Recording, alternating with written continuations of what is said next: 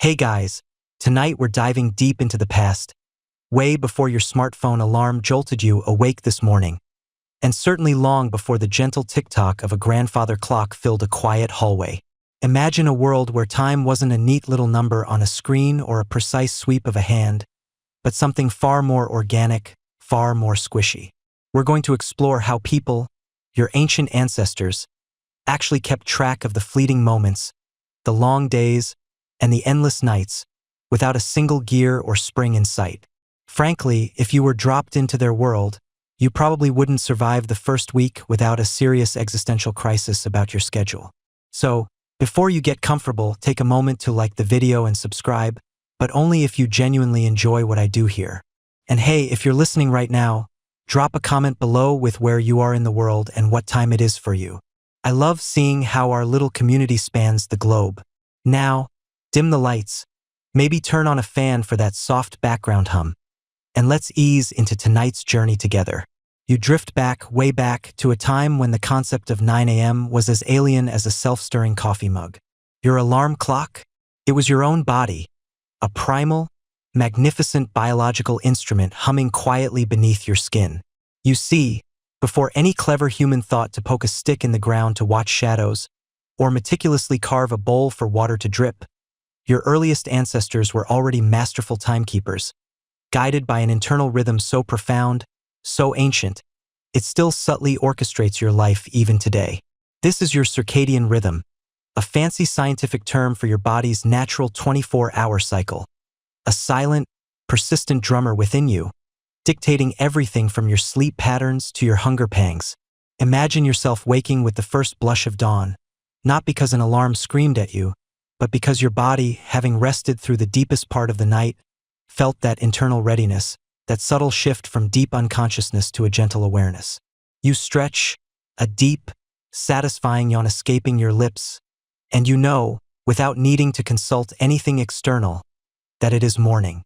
Your stomach rumbles, a gentle, insistent growl that signals the need for sustenance, telling you it's time to forage, to hunt, to find breakfast. This isn't just hunger. It's a time signal, a biological cue that marks a distinct period in your day.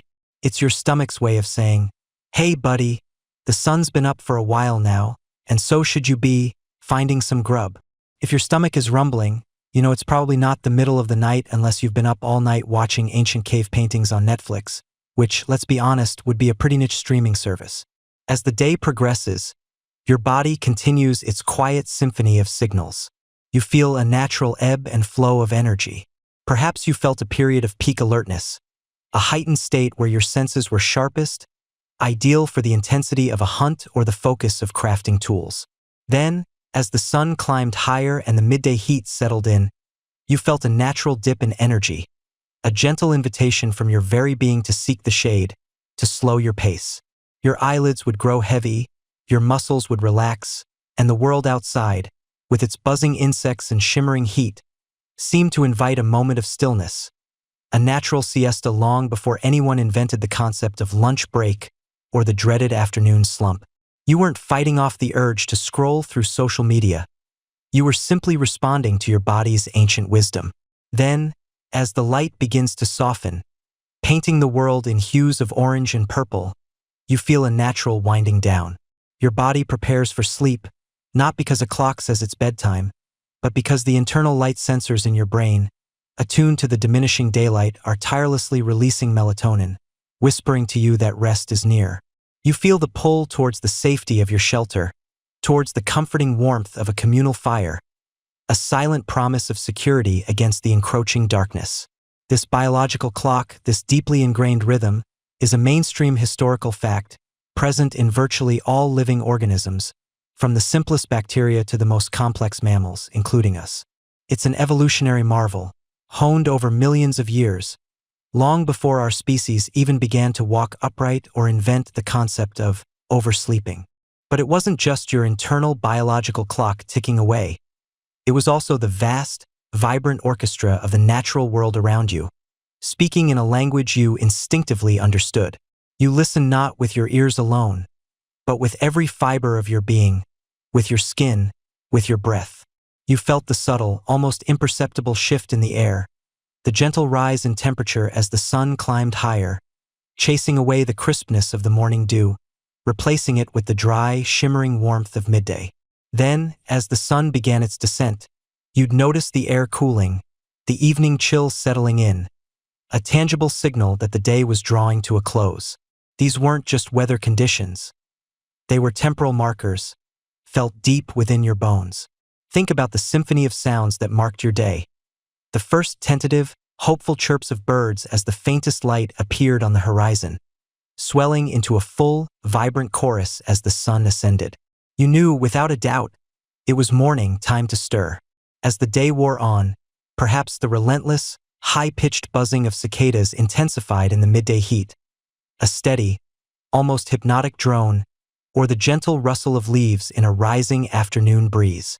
Then, as twilight descended, the birdsong would quiet, replaced by the rhythmic, almost meditative hum of crickets, the distant, haunting hoot of an owl, or the subtle rustle of nocturnal creatures beginning their hunt.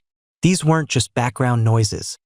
They were markers, auditory signals of the passing hours, each sound a chime in nature's grand clock.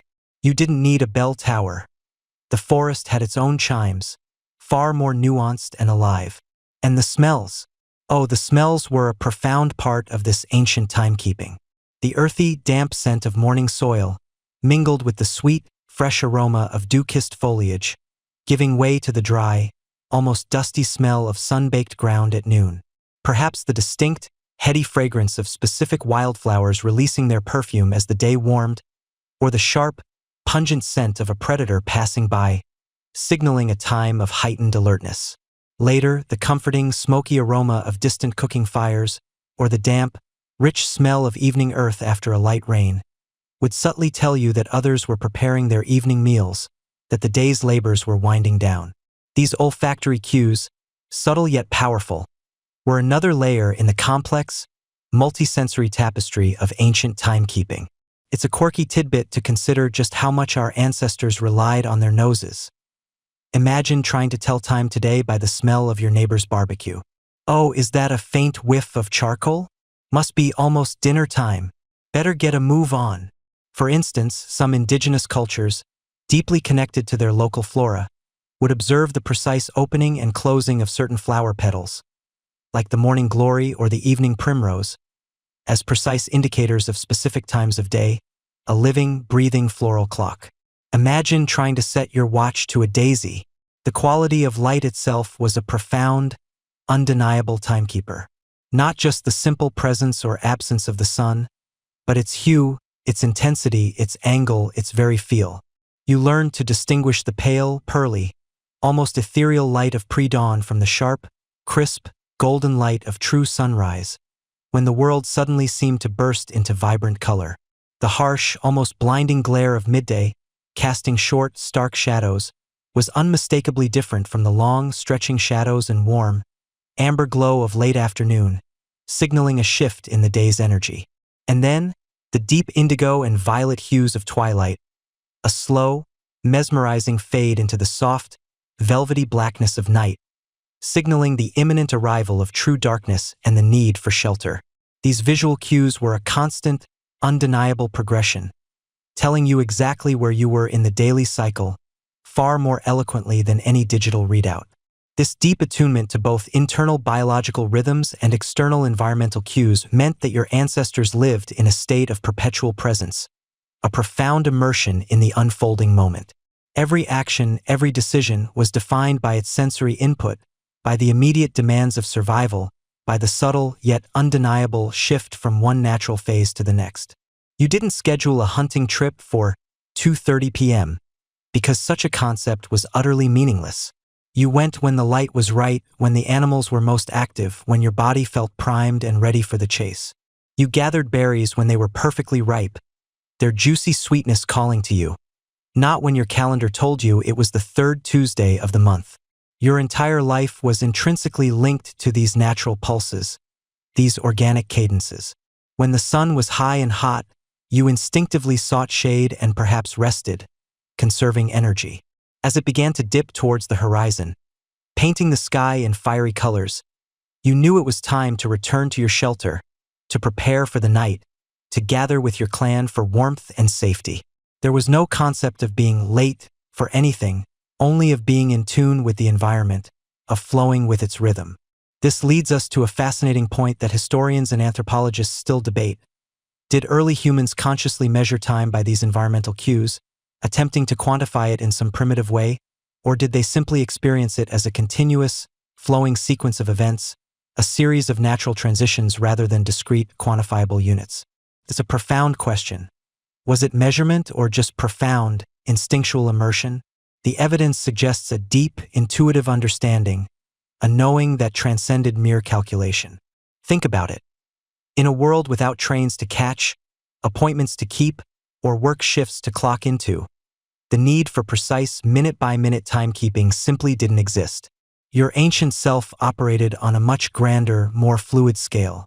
It was a communal rhythm, woven into the very fabric of their existence, where everyone instinctively understood the when of things without needing to consult a device.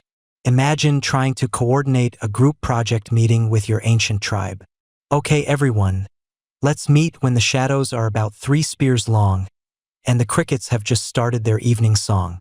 Don't be late, or the mammoths will get all the good grass. You'd probably need a really good sense of humor, and maybe a few extra spears just in case. This intimate, almost symbiotic connection with their own bodies and the immediate natural world was the bedrock of all subsequent timekeeping methods. Before we even get to fancy sticks, dripping water, or burning candles, you must first understand this fundamental, almost spiritual relationship our ancestors had with time. It wasn't something external to be conquered or controlled. It was an intrinsic part of being alive, a constant, gentle reminder of the cyclical nature of existence. You were, quite literally, a walking, breathing, feeling clock, perfectly calibrated to the subtle, powerful pulse of the planet.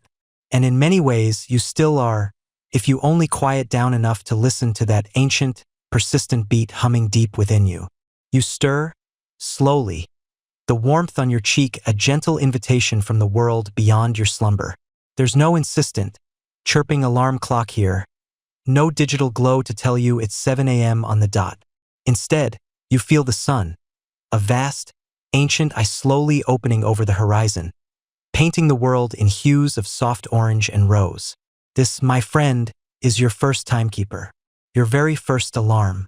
And honestly, it's probably a lot more pleasant than that blaring smartphone sound you're used to. Unless, of course, you're an early bird, in which case you're probably already out there, squinting at the dawn, wondering if it's too early to start foraging for berries or, just contemplating the existential dread of being a human in a world without coffee.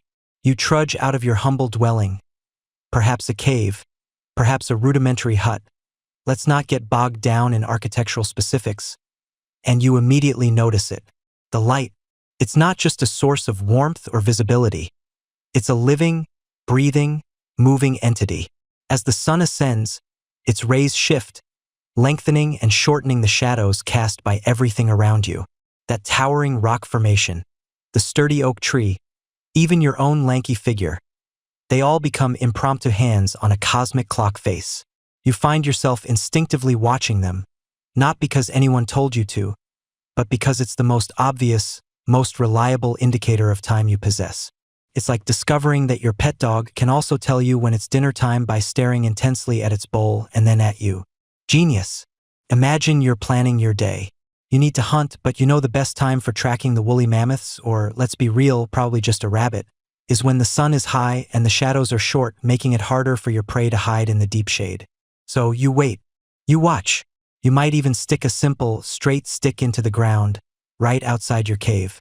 This, my dear listener, is your very first sundial, or rather, the most basic form of a gnomon. As the sun climbs, the stick's shadow shrinks, moving around the base.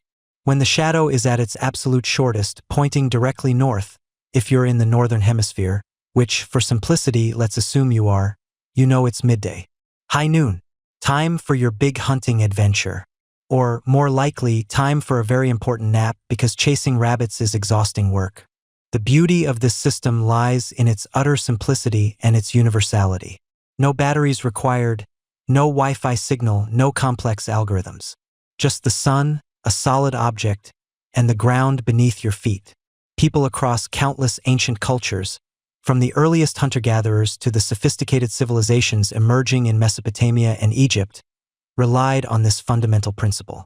It was the original set-it-and-forget-it timekeeping method, except it was the entire solar system, and forget it was never an option because your very survival depended on paying attention. The length of the shadow tells you how high the sun is in the sky, which in turn tells you how far along the day has progressed. Early in the morning, as the sun barely peeks over the horizon, shadows are long and stretched out, pointing westward. As the sun ascends, they shorten. At midday, they are at their shortest, almost directly beneath the object casting them. Then, as the sun begins its descent towards the west, the shadows lengthen again, stretching eastward, growing longer and longer until the sun dips below the horizon, plunging the world into twilight and then night. It's a beautifully choreographed celestial ballet, playing out daily, without fail. Well, usually without fail. Sometimes clouds ruin everything. And this brings us to a crucial point about these earliest timekeepers: their inherent limitations. While incredibly reliable on a clear day, what happens when the sky decides to wear a big, fluffy gray hat? What happens when a storm rolls in, blotting out the sun for hours or even days? You'd be utterly lost. Your internal clock might tell you you're hungry, but you'd have no idea if it was early morning hunger or late afternoon hunger. Imagine trying to coordinate a group hunt when half the team thinks it's almost evening and the other half believes the sun just rose. Chaos. Probably why ancient team-building exercises involved a lot of pointing at the sky and shrugging. Furthermore, the sun's path isn't static throughout the year. You, as an observant early human, would quickly notice that the sun doesn't always rise and set in precisely the same spot. It shifts north in the summer, making the days longer, and south in the winter, shortening them. The angle of the sun at midday also changes, meaning that the shortest shadow of the day isn't always the same length. It's longer in winter, shorter in summer. This annual cycle was just as important as the daily one, guiding agricultural practices, seasonal migrations, and important festivals. Knowing when the longest day of the year arrived, the summer solstice, or the shortest, the winter solstice, was critical. For instance, the discovery that many ancient structures, such as Stonehenge in England, align with the solstices and equinoxes is a mainstream historical fact, demonstrating a profound understanding of the sun's annual journey and its use as a time marker for longer periods. It wasn't just about telling time by the hour. It was about knowing the season, the year, the grand cosmic rhythm. Speaking of grand cosmic rhythms, there's a quirky tidbit about this early reliance on shadows. Some anthropologists theorize that the very act of observing and interpreting shadows may have contributed to early human spiritual beliefs, with shadows sometimes seen as extensions of the soul or spirits. You're not just looking at a darkened patch of ground. You're observing your own fleeting presence, a temporary mark on the earth. It gives a whole new meaning to shadow play, doesn't it? Suddenly, your afternoon game of making bunny ears with your hands becomes a profound spiritual experience. Or, just a way to entertain yourself before Netflix was invented. The precision of these early shadow-based systems is still a topic of scholarly debate. Historians still argue whether early humans could truly measure time with any significant accuracy using only shadows, or if it was more about approximate periods like morning, midday, and evening. Did they have a concept of hours as we do, or was it a more fluid, organic understanding of the day's progression? It's hard to say definitively without a time machine, and frankly, my time machine is in the shop for its annual quantum flux capacitor cleaning.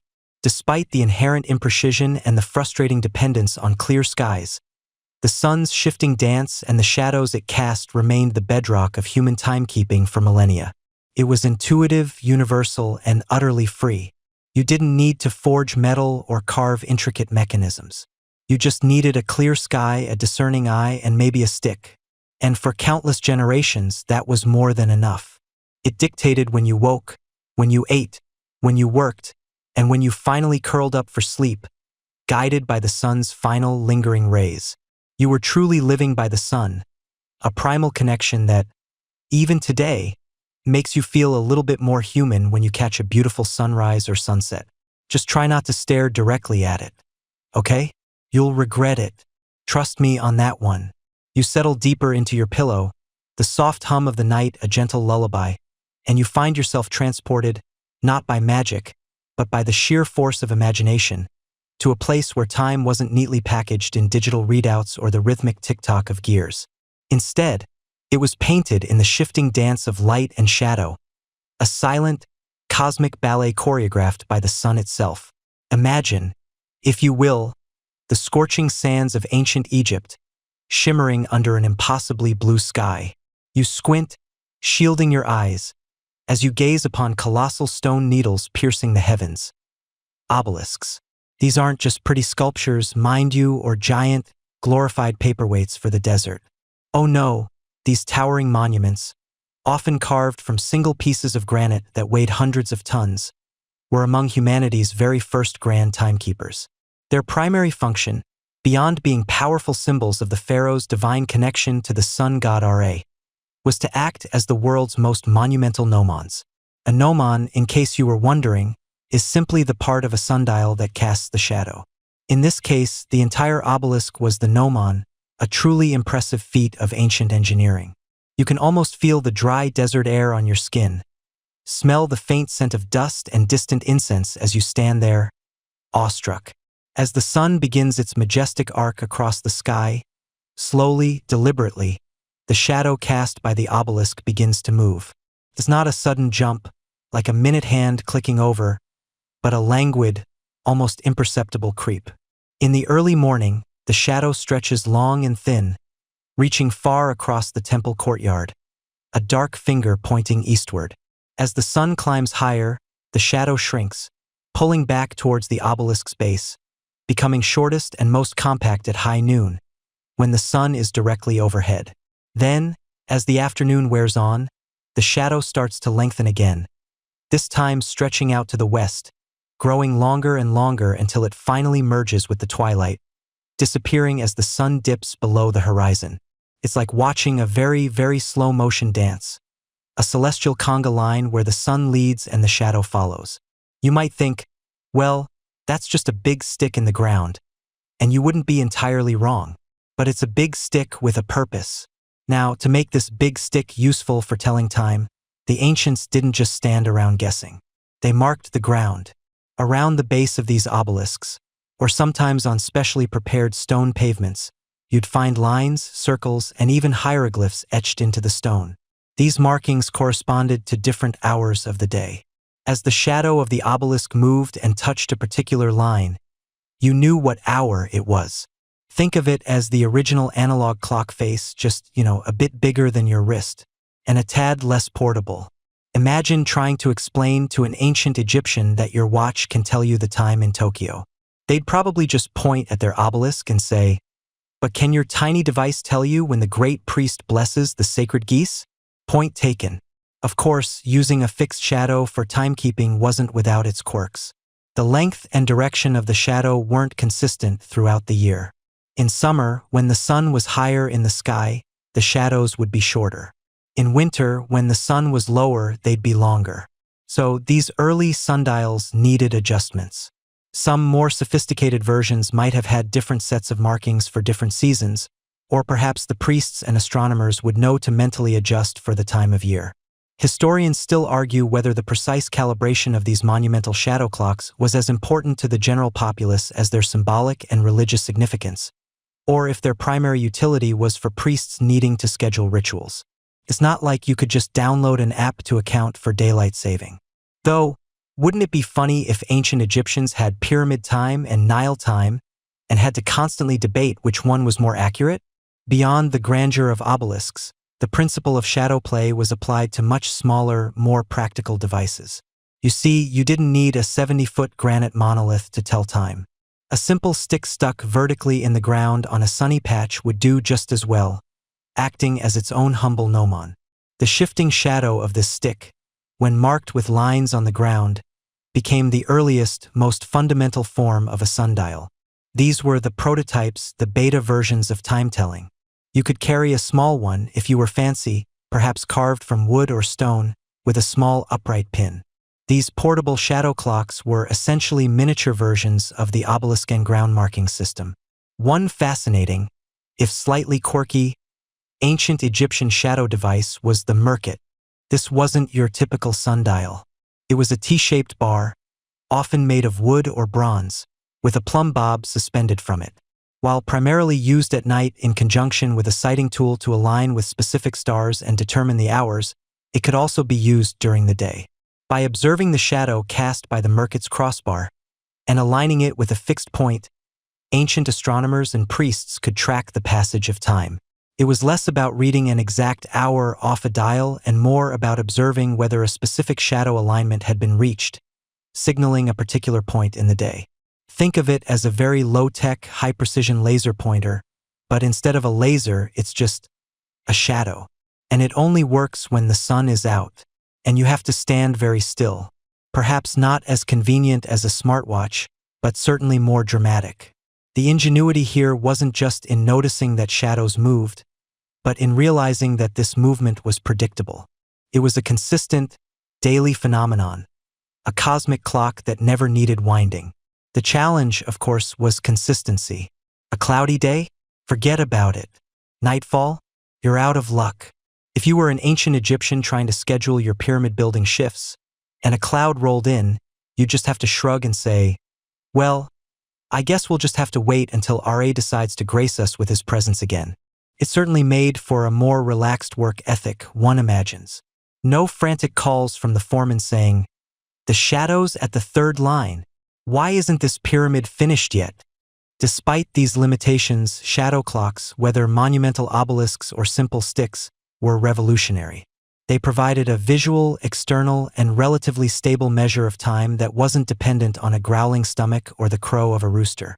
They allowed for a communal understanding of the day's progression, enabling people to coordinate activities, schedule religious ceremonies, and even plan their agricultural endeavors with a newfound sense of shared time.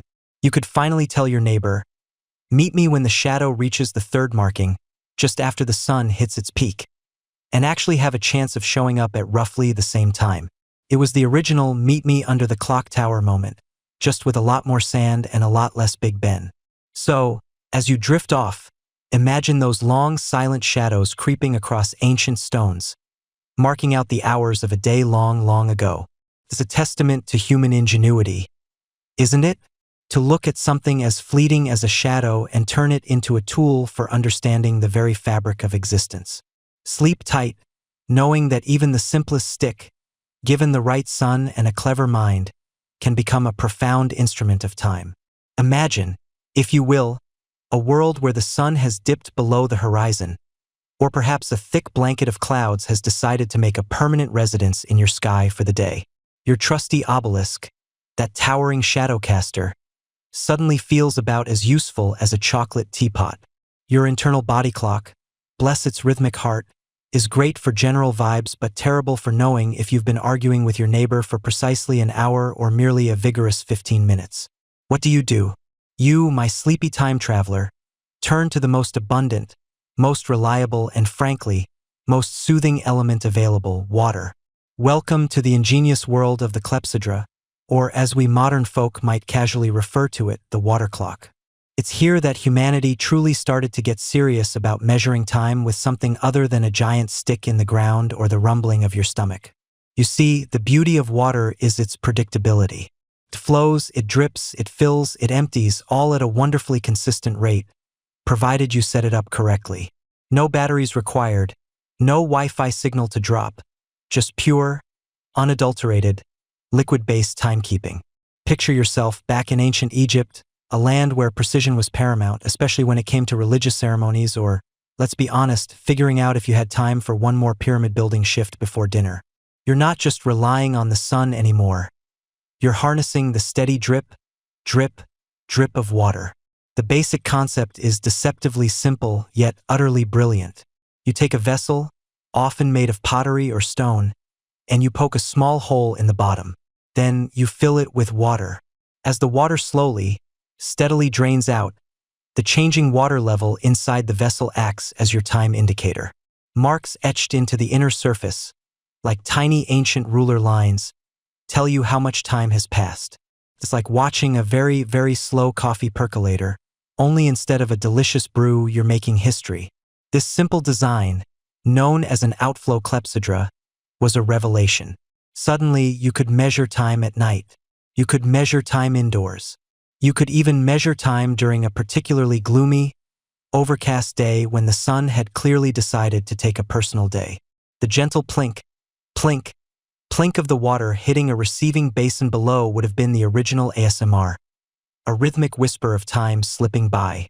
Imagine the peace of it, the quiet focus as you watch the water level descend, a stark contrast to the dramatic sweep of a sundial's shadow. There's a certain meditative quality to it, isn't there? It's far more relaxing than the frantic tick-tock of a modern alarm clock demanding your immediate attention. Now, you might be thinking, but wait, doesn't the pressure change as the water level drops? Wouldn't that make the flow rate inconsistent? And you, my astute observer, would be absolutely correct. In the simplest forms of the outflow clepsydra, the water near the top would flow out faster due to greater pressure, and then slow down as the level dropped. This meant that the hours at the beginning of the cycle were shorter than those at the end. Not exactly precision timekeeping for your modern minute-by-minute schedule, but for the ancients it was a huge leap forward. It provided a much more consistent and measurable interval than anything they had previously, allowing for what was, for its time, remarkable precision. To compensate for this, these early engineers, the unsung heroes of ancient time management, got clever. They didn't just use straight-sided pots. Some designed vessels with sloping sides, or even conical shapes, to try and maintain a more constant flow rate as the water level dropped. It was a bit like trying to perfectly balance a teeter-totter with a feather, but they gave it a good go. This shows an early understanding of hydrodynamics, even if they didn't have fancy formulas or computer simulations. They were just experimenting, observing, and refining one drip at a time. One of the most famous mainstream historical facts about these early water clocks is their extensive use in ancient Egypt. Early evidence of clepsydry dates back to the reign of Amenhotep III, around 1400 BCE, with a surviving example found at the Karnak Temple. This wasn't just some niche hobby. These were serious instruments used to regulate daily life, religious rituals, and even administrative tasks.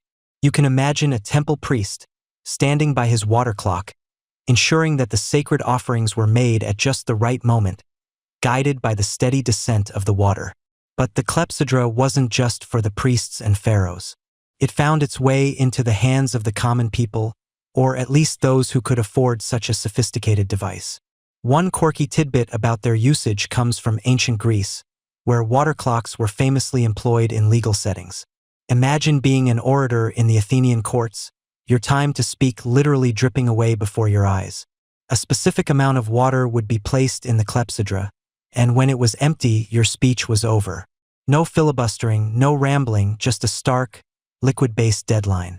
It must have added a certain pressure to one's eloquence, knowing that every pause, every stutter, was costing you precious drops of time. It probably made for much more succinct arguments, which, let's be honest, modern courtrooms could probably benefit from. The clepsydra also allowed for the concept of unequal hours. In many ancient civilizations, the length of an hour wasn't fixed at 60 minutes like ours. Instead, the day from sunrise to sunset was divided into 12 hours, and the night from sunset to sunrise was also divided into 12 hours. This meant that an hour in summer, when days are longer, was a longer period of actual time than an hour in winter.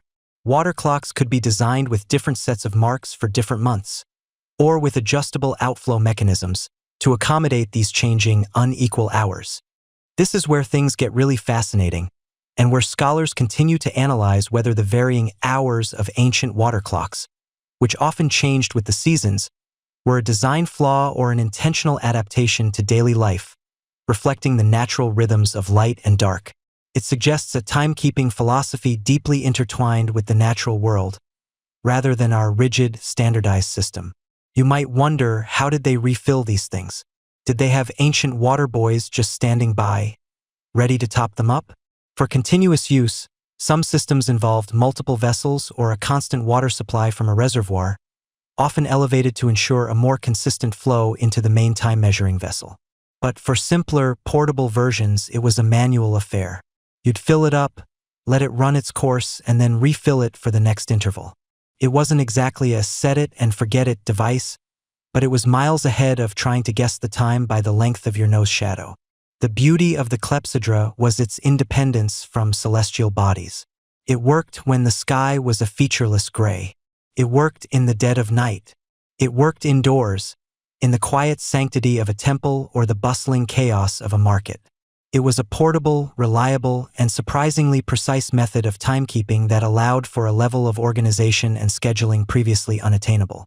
It measured time not by the presence of light, but by the relentless, steady force of gravity acting on a liquid.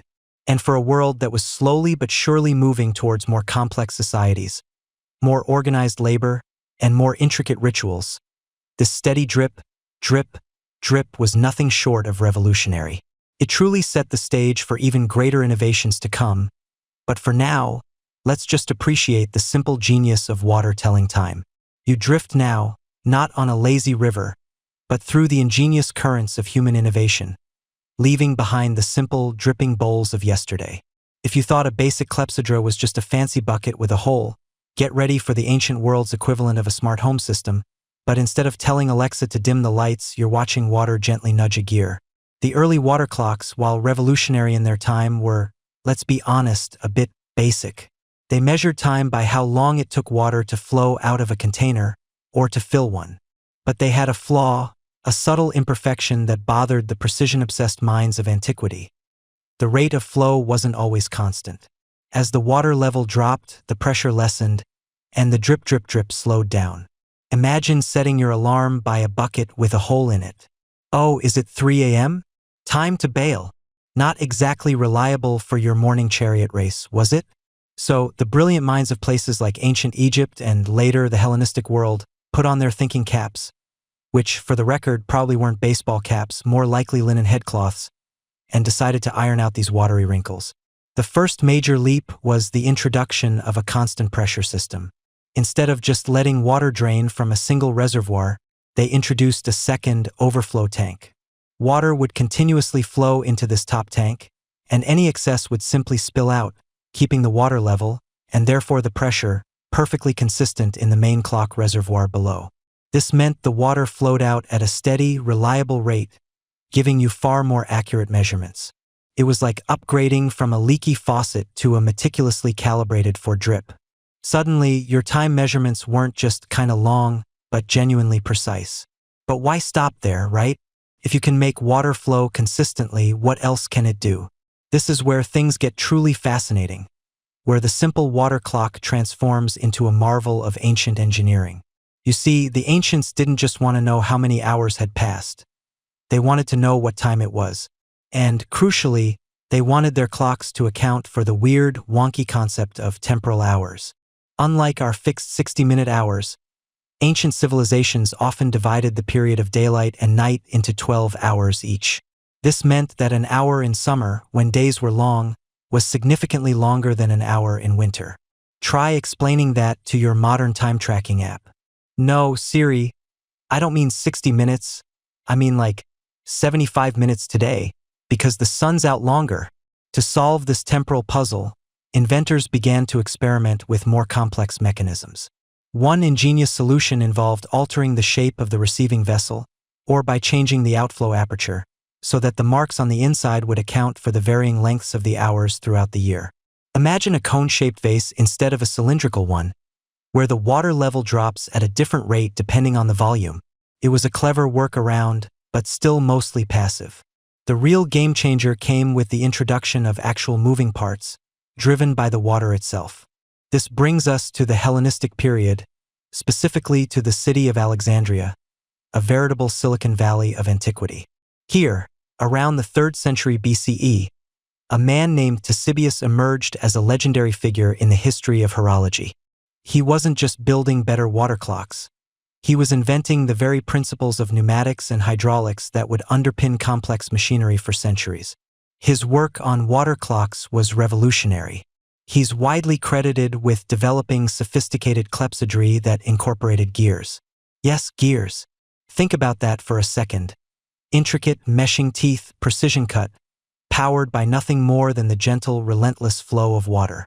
This is a mainstream historical fact that underscores the incredible ingenuity of ancient engineers. These geared water clocks were a quantum leap. Instead of just watching a water level drop, you now had pointers, dials, and even figures that moved. The water would flow into a chamber, and as it filled, a float would rise. This float was connected via a rack and pinion system to a series of gears. As the float ascended, it would turn the gears, which in turn rotated a pointer around a dial, much like the hand on a modern clock face. But because of the temporal hours problem, these gears weren't simple. Some of Ctesibius's designs, and those of his successors like Philo of Byzantium, incorporated complex gearing systems that could actually adjust the rate at which the pointer moved throughout the year. This was achieved by using gears that changed their effective diameter or by employing cams that altered the speed of rotation based on the season. If you thought adjusting your smart thermostat was a pain, try calibrating a water clock based on the length of the day.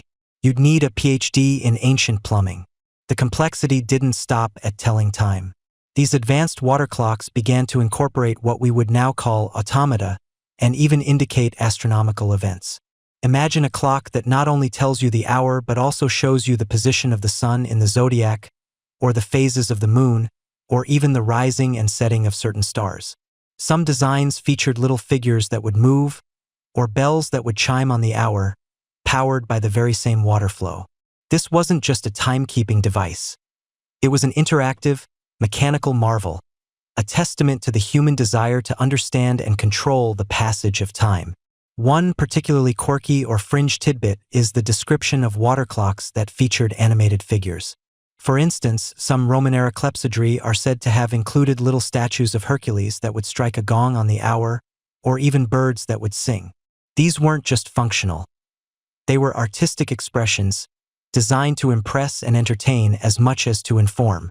You can almost picture the ancient equivalent of a dinner party, with guests gathered around, marveling as a tiny bronze figure suddenly clangs a bell, powered by an invisible flow of water.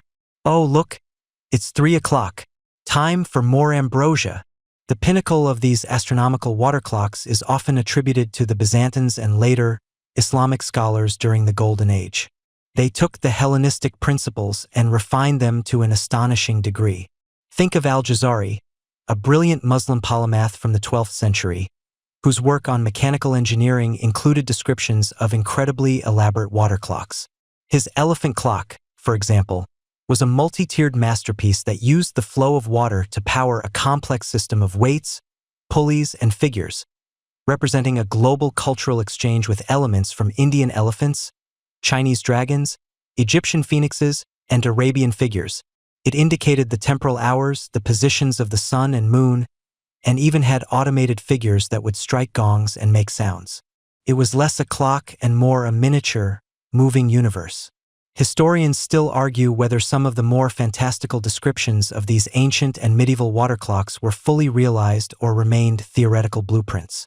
The sheer complexity of some of the gearing and the precision required for astronomical indication would have been immense, even with the knowledge available. Nevertheless, the surviving fragments, texts, and later recreations demonstrate that these were not mere dreams but tangible, working devices that pushed the boundaries of what was thought possible with liquid mechanics. These intricate water flow innovations weren't just about telling time. They were about understanding the cosmos, about bringing the vast, unpredictable movements of the heavens down to a measurable, observable scale. They were public spectacles, often housed in central squares or temples, serving as a focal point for community life. And you thought your office had a water cooler problem. Imagine if the entire building schedule depended on it. Sorry, boss. The clock's backed up again. These were truly grand machines, requiring constant attention, maintenance, and a steady supply of clean water, but they represented the absolute cutting edge of ancient technology, a testament to humanity's tireless quest to harness the flow of nature and, in doing so, to master the elusive dance of time itself. As the ingenious, often complex mechanisms of water clocks flowed and dripped, humanity, ever resourceful, looked for simpler, more portable, and perhaps more charming ways to mark the passage of time. Imagine, if you will, the quiet glow of a single flame, steadily consuming itself, and in doing so, revealing the relentless march of moments. You step into a world where the humble candle wasn't just a source of light, but a silent, flickering chronometer, a visual measure of passing hours. Forget the whirring gears or the meticulous calibration you associate with modern timepieces. Here, you hold a simple cylinder of wax, perhaps beeswax with its faint, sweet scent, or a more basic tallow with a richer, almost meaty aroma. Along its side, you'd notice a series of equally spaced marks, often etched directly into the wax or perhaps indicated by small, carefully placed metal studs or pins. As the wick burned down, the wax melted, and the flame descended, it would pass each mark, signaling the end of another segment of time. It's wonderfully straightforward, isn't it? No apps, no notifications, just a gentle glow telling you it's time for more gentle glow. You light the wick, and the small flame springs to life, casting dancing shadows on the rough-hewn walls of your dwelling. The air fills with the subtle, comforting smell of burning wax, a scent that, for centuries, would have been inextricably linked with the quiet vigil of the night or the focused work of scholars. You settle down, perhaps with a scroll or some needlework, and you watch. The flame trembles slightly with every imperceptible draft, and you can almost hear the tiny, soft hiss as the wax closest to the wick liquefies and is drawn upwards to fuel the glow. This isn't a digital display. This is time, consuming itself before your very eyes. The beauty of the candle clock lay in its sheer simplicity and its dual utility. Not only did it tell time, but it also provided light, making it particularly valuable during the long, dark hours before dawn or after dusk. You could carry it from room to room, a portable beacon of both illumination and temporal reckoning. Think of a monk in a dimly lit scriptorium, meticulously copying manuscripts. He wouldn't need to squint at a sundial through a window or listen for the distant chime of a water clock.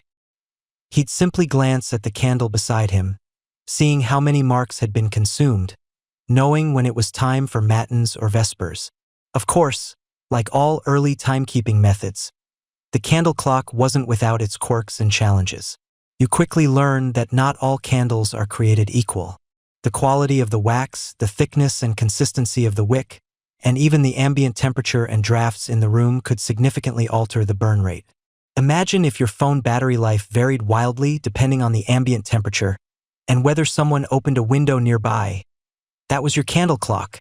A drafty hallway could make an hour fly by in what felt like minutes, while a calm, still chamber might stretch the same hour into an eternity. Historians still debate the true accuracy of these early candle clocks, pondering whether their primary function was precise measurement or simply a general indication of elapsed time. One of the most famous proponents of the candle clock, a mainstream historical fact you might recall, was none other than King Alfred the Great of Wessex in 9th century England. Legend has it that Alfred, a man renowned for his piety and his dedication to learning, struggled to manage his time effectively, especially for prayer and study, given the erratic nature of the sun and the lack of reliable indoor timekeepers.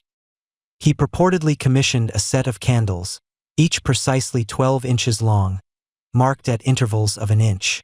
He discovered that each inch of candle burned for roughly 20 minutes, meaning a full candle lasted 4 hours. To protect them from drafts, which were a constant bane to accuracy, he even had them enclosed in lanterns made of thin plates of horn, scraped so thin they were translucent. So, you see, even a king, amidst his royal duties and battles, found himself wrestling with the peculiar thermodynamics of wax. Beyond simple marks, some candle clocks incorporated ingenious, albeit rudimentary, alarm systems. You might have seen depictions of candles with small nails or metal pins inserted at specific intervals. As the wax melted down to the level of the pin, it would become dislodged and fall, often landing on a metal plate below, creating a distinct clink sound. Imagine drifting off to sleep, relying on that tiny metallic ping to wake you for an important appointment or a shift change. And if you fell asleep too soundly, well, the sudden smell of singed eyebrows was usually a pretty good indicator you'd overslept. Talk about a built-in fire alarm. This quirky tidbit highlights the human desire not just to measure time, but to be alerted by it, a precursor to the jarring digital alarms that yank us from slumber today. You can almost feel the gentle warmth radiating from the flame, a small circle of light in the vast darkness. This wasn't just about knowing the time. It was about experiencing it. You'd witness the slow, inexorable consumption of the wax, a tangible representation of moments slipping away. The candle clock encouraged a different relationship with time, one that was more visual, more sensory, and perhaps more patient. There was no instant readout, no frantic ticking, just the steady, silent surrender of matter to energy, a constant reminder of life's fleeting nature. Despite their charming simplicity, candle clocks had their limitations. They were only suitable for relatively short periods, usually a few hours at most, before needing replacement or relighting. You couldn't, for instance, set a candle clock and expect it to tell you the precise time a week later, unless you had an army of candle lighters on standby. And while portable, they were certainly not pocket-sized. Trying to carry a lit candle through a bustling marketplace would be an exercise in futility, and likely a fire hazard. So, while you could move it from your study to your bedchamber, it wasn't exactly designed for on-the-go timekeeping like your smartwatch. The widespread adoption of candle clocks, particularly in monasteries and scholarly settings, underscores their practicality for indoor, nocturnal use where sundials were useless and water clocks might be too cumbersome or expensive to maintain. They offered a reliable, if approximate, way to segment the night into manageable periods for prayer vigils, study, or watch shifts. You can imagine a sentry, huddled against the cold, watching the steady descent of the flame, knowing that when it reached the final mark, his relief would arrive. It provided structure and rhythm to lives that were often dictated by the natural world, allowing for a degree of independence from the sun's schedule. So, as you drift off, picture that solitary flame, a tiny beacon in the ancient darkness, slowly eating away at its waxen body, each flicker a silent testament to a passing moment. It's a beautiful, almost poetic, way to tell time, isn't it? Simple, direct, and utterly reliant on the slow, steady dance of consumption. Now, as you drift further into the past, leaving behind the steady drip of water and the flickering glow of candles, you enter a realm where time doesn't just pass. It perfumes the air. Imagine, if you will, a world where your daily schedule isn't dictated by a jarring alarm or a glowing screen, but by the subtle, evolving aroma that fills your chambers. Welcome to the aromatic world of incense clocks, a truly unique, multisensory way to track the passage of hours, originating, it is widely believed, in ancient China. You close your eyes, taking a deep, calming breath. What you smell isn't just a pleasant scent. It's information. It's time, unfolding in fragrant plumes. You see before you, not a ticking mechanism, but an intricate, often beautiful coil or stick of compressed aromatic materials, a kind of slow-burning, fragrant fuse. These weren't just simple incense sticks like the ones you might light for a moment of relaxation today. Oh no, these were sophisticated instruments, carefully crafted to burn at a consistent, predictable rate. Think of it as the original smart home diffuser. But instead of saying, "Hey Google, set a timer for 30 minutes," you'd simply light a specific point on your sandalwood spiral and let the scent tell you everything. The most common form you encounter is the incense coil, often laid out in a complex, labyrinthine pattern within a decorative sensor. As the glowing ember slowly, almost imperceptibly, traces its path along the intricate design, it consumes the incense. Each segment of the coil represents a specific unit of time, an hour, perhaps, or a half hour. You might see small, metallic markers or even threads tied at various points along the path. As the burning tip reaches one of these markers, a small, often weighted, object would drop, perhaps ringing a tiny bell or striking a miniature gong, announcing the passage of time with a gentle, resonant chime. It's like a silent disco for your nose, until suddenly, ding, time for tea. Or maybe, ding, time to realize you've been procrastinating for another hour. The beauty of these clocks wasn't just in their aromatic output, it was in their adaptability. You could craft incense sticks or coils with different aromatic blends for various segments. Imagine starting your day with the invigorating scent of pine and frankincense, transitioning to a calming lavender as midday approaches, and ending with a soothing sandalwood as evening descends. Your entire day could be scented, a subtle olfactory symphony guiding your activities. This multisensory aspect is truly what sets incense clocks apart. You weren't just seeing time pass or hearing it. You were smelling it, feeling it permeate your very being. It was a constant, gentle reminder, far less intrusive than the insistent tick-tock of later mechanical contraptions. Mainstream historical fact time. While the exact origins are somewhat debated, it is widely accepted that incense clocks saw significant development and widespread use in China, particularly during the Tang dynasty, 618 to 907 AD. They were not just for telling time, they were also used in religious ceremonies, for meditation, and even to time examinations. Imagine taking a test where the proctor announces, "You have until the musk segment finishes." Talk about sensory pressure. Now, let's delve into the mechanics, such as they were. The precision of an incense clock depended heavily on the quality and consistency of the incense itself. Different ingredients burned at different rates. Skilled artisans would meticulously blend various woods, resins, and herbs, sandalwood, agarwood, frankincense, myrrh, cinnamon, cloves, and many more, and compress them into uniform sticks or coils. The density, the humidity of the air, and even the slightest draft could affect the burn rate. This meant that while they were remarkably ingenious, they weren't always perfectly precise. Historians still argue whether their primary function was truly precise timekeeping for daily activities, or more for spiritual practice and marking longer, less exact intervals, like a meditation session or a night watch. It's a bit like trying to decide if your smart speaker is for listening to music or just for telling you bad jokes. You can almost feel the gentle warmth radiating from the burning tip, see the wisps of smoke curling upwards, carrying their ephemeral message. Imagine yourself a scholar in a quiet, dimly lit study. The only sound the occasional plink of a falling weight, the only movement the slow creep of the glowing ember, and the only indicator of time the changing perfume in the air. This was timekeeping that demanded a certain contemplative patience. No frantic checking of your wrist, no digital display screaming numbers at you, just the subtle, unfolding narrative of scent. Quirky tidbit. Some particularly elaborate incense clocks were designed not just to drop weights, but to release small, perfumed balls into a bowl of water, creating a ripple effect and a gentle splash, adding yet another sensory layer to the timekeeping experience. Others were built into beautiful miniature landscapes, where the burning incense would reveal tiny figures or scenes as it progressed, like a fragrant, slow-motion diorama. Imagine a tiny porcelain figure of a monk appearing from behind a miniature pagoda as the frankincense segment finishes. Quite the show for a clock. It certainly beats staring at a generic clock face.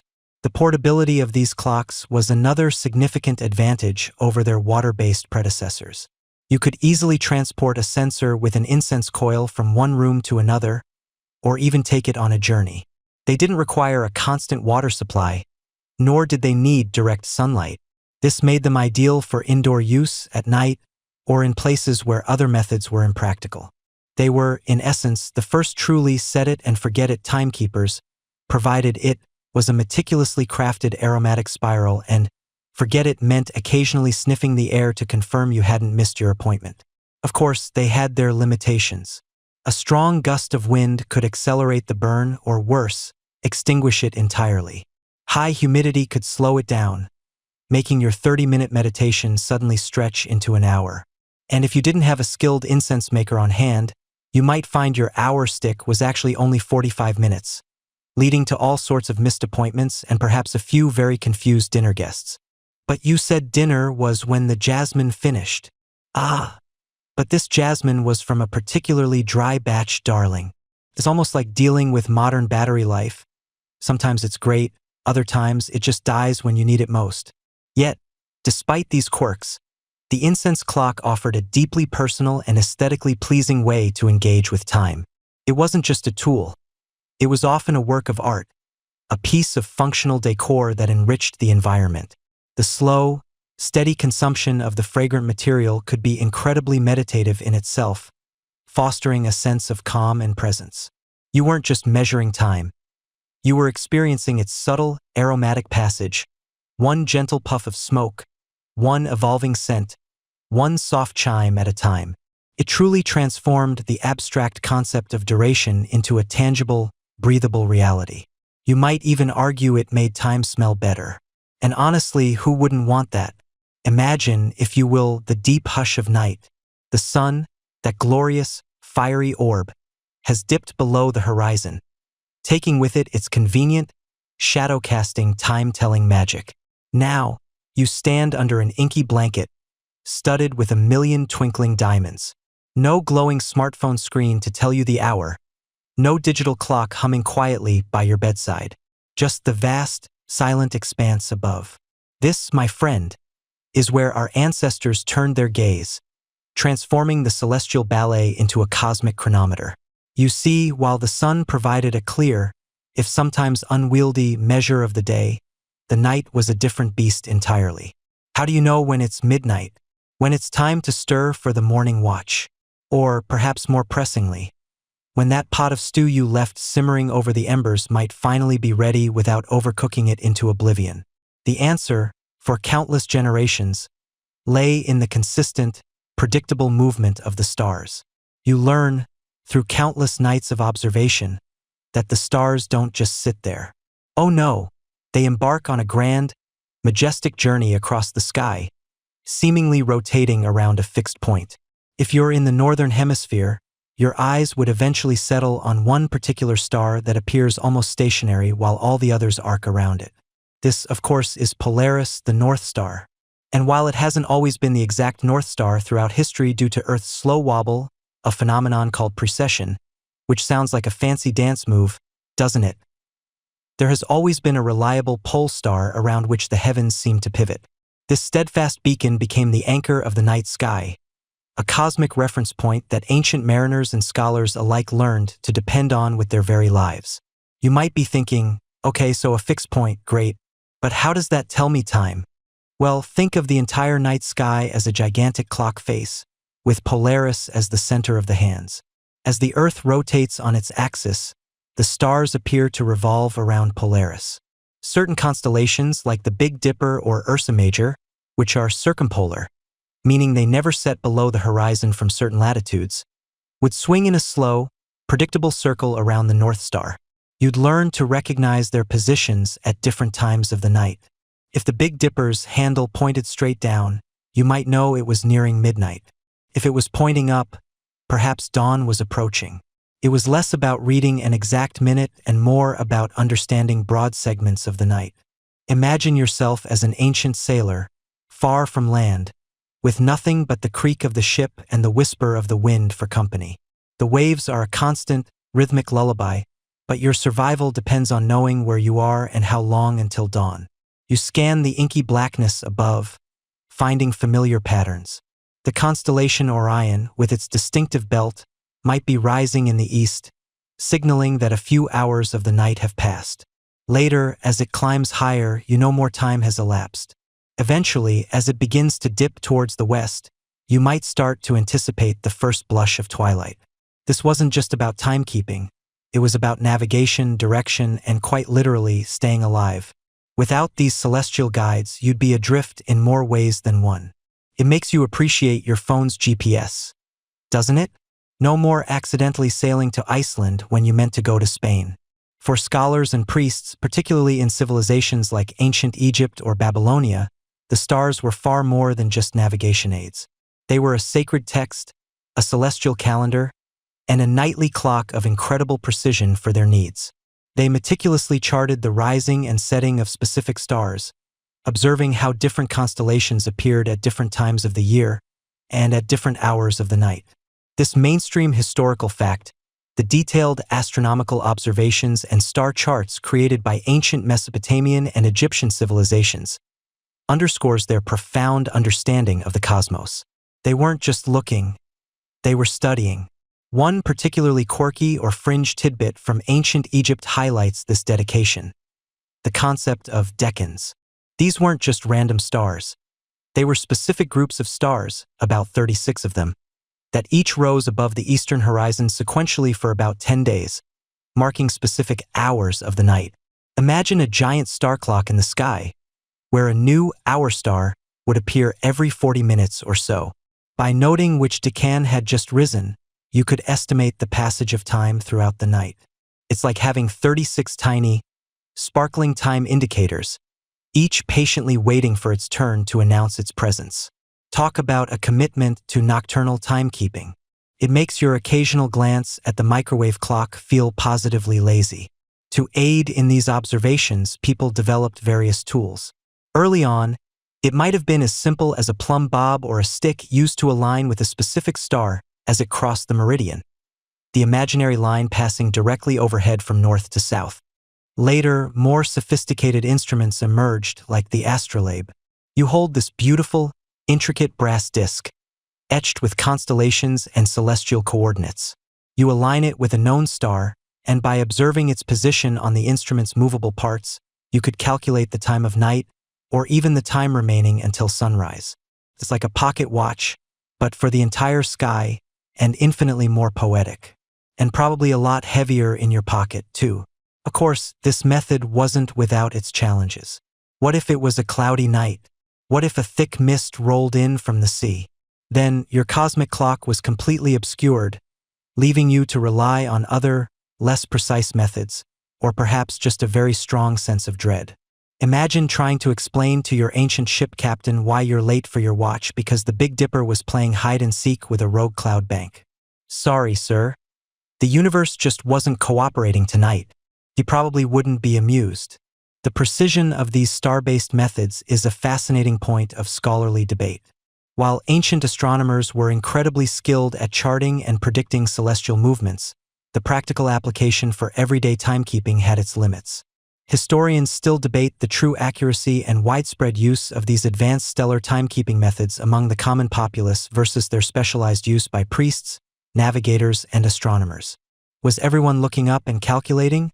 Or did most people just know it's about halfway through the night by the general position of a few bright stars? Probably a bit of both, depending on your profession and whether you had a pressing need to know the exact moment the cosmic oven timer went off. The sensory experience of this form of timekeeping is something we rarely encounter today. You don't just glance at a screen. You feel the cold night air on your face. You hear the distant hoot of an owl. You smell the damp earth or the salty sea. You connect with the vastness of the universe in a way that's impossible when your time is dictated by a glowing rectangle. You learn to trust your eyes, your memory, and the slow, inexorable march of the cosmos. So, as you tuck yourself in, consider the ancient mariner, peering upwards, finding solace and direction in the silent, glittering dance above. Or the ancient scholar, meticulously charting the rise of a decan, knowing that each twinkling pinprick of light held a secret, a segment of time, a whisper from the infinite. They were the original night owls, but for a far more profound reason than binge-watching another series. They were reading the grandest clock of all, etched in starlight across the velvet canvas of the night. You've learned how the sun guided your ancestors through their days, a giant, fiery hand sweeping across the sky, casting shadows that told you when to wake, when to work, and when to rest.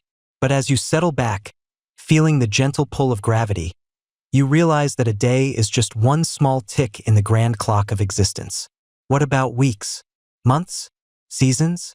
For that, your ancestors, and indeed you, if you were living back then, would have had to turn your gaze upwards once more, not to the blazing orb of day, but to its cooler, more enigmatic counterpart, the moon.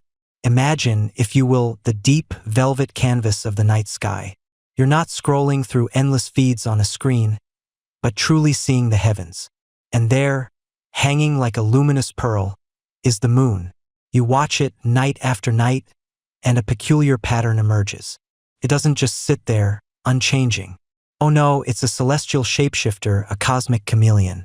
One night, it's a sliver, barely there, like a fingernail clipping in the ink. Then, slowly, almost imperceptibly, it grows, waxing, filling out, until it's a glorious, full disk, pouring silver light over the landscape. And then, just as steadily, it begins to shrink, waning, a little bit less each night, until it vanishes entirely, leaving the sky dark for a few nights before its slender crescent reappears, starting the whole magnificent cycle anew.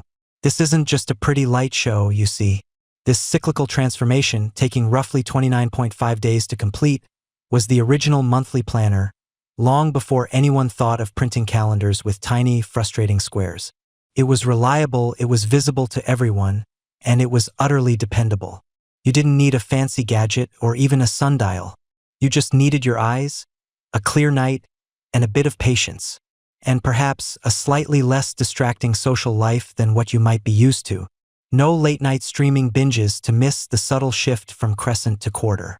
For the vast majority of human history, the moon was the grand natural calendar, the cosmic clock that measured not just fleeting hours, but the very rhythm of life itself. You might think, well, what's the big deal? It's just the moon. But consider this, your very survival depended on understanding these patterns. If you were an early farmer, your livelihood, your family's sustenance, rested on knowing when to plant your seeds. Plant too early, and a late frost could ruin everything. Plant too late, and the growing season might pass you by, leaving your fields barren. The moon, with its predictable phases, became your celestial guide. You would observe that certain activities lined up perfectly with specific lunar phases. Perhaps the full moon was the best time for hunting because its bright light extended the visibility into the night, making it easier to track game. Or maybe the new moon, with its darker nights, was ideal for certain types of fishing, as the lack of moonlight might make fish less wary. Historians still debate the exact extent to which specific agricultural practices were directly tied to lunar phases across all ancient cultures. But the general principle of lunar influence on planting and harvesting is widely accepted. You'd learn, through generations of trial and error, that the waxing crescent was the time to prepare the soil, the full moon was for planting root crops, and the waning moon was best for harvesting above-ground plants. It was a sophisticated, if unwritten, agricultural almanac, passed down from elder to child, woven into the very fabric of daily existence. Imagine the collective sigh of relief as the first sliver of the new moon appeared after a long, dark period, signaling the start of a new cycle of growth and hope. It's a bit like waiting for your favorite show to drop a new season, but with much higher stakes. Beyond the practicalities of putting food on the table, the moon was also the architect of your social and spiritual life. Festivals, rituals, and communal gatherings were almost universally tied to the lunar cycle. Think about it. How do you get everyone in the village or even across a region to gather at the same time for a celebration? You don't have phones or mass emails, but everyone, regardless of their location, can see the moon. So, you decree that the Great Harvest Festival will commence on the night of the full moon following the autumnal equinox. Or the spring planting ceremony will begin with the first new moon after the snow melts. This shared celestial marker created a powerful sense of community and shared experience. Many ancient cultures, from the Mesopotamians to the Chinese, the Egyptians to various indigenous peoples across the Americas, developed intricate lunar or lunisolar calendars based on these observations. For instance, the Babylonians, an ancient mainstream historical fact for you, were renowned for their sophisticated astronomical observations and developed a lunar calendar that heavily influenced later calendrical systems. Their months began with the first sighting of the new crescent moon, and they even had rules for adding an extra month periodically to keep their lunar calendar roughly in sync with the solar year and the seasons. It was a cosmic compromise, a way to have your cake, lunar months, and eat it too, seasonal predictability.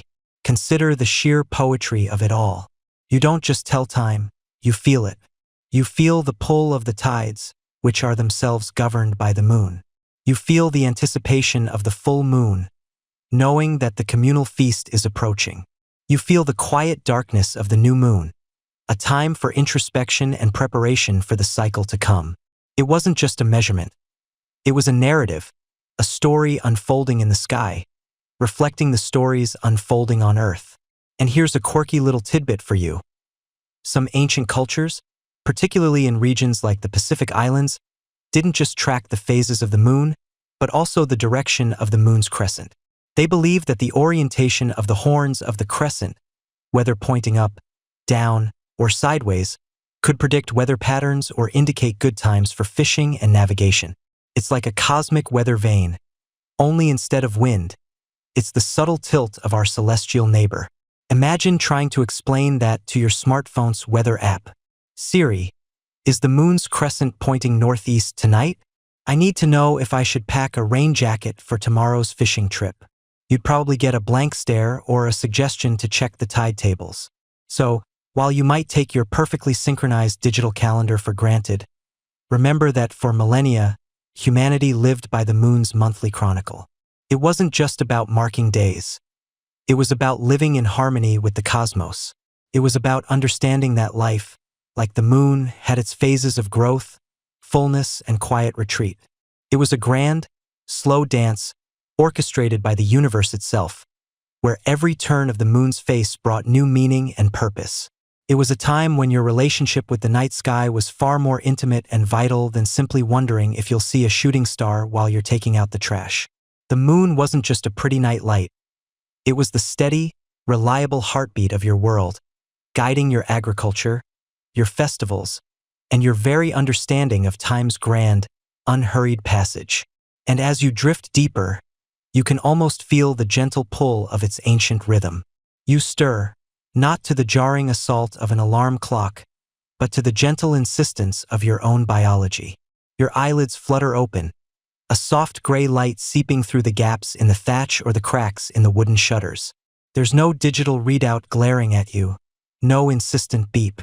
Instead, you feel it in your bones, in the slow, stretching pull of your muscles, the subtle shift from the deep embrace of sleep to the quiet hum of wakefulness.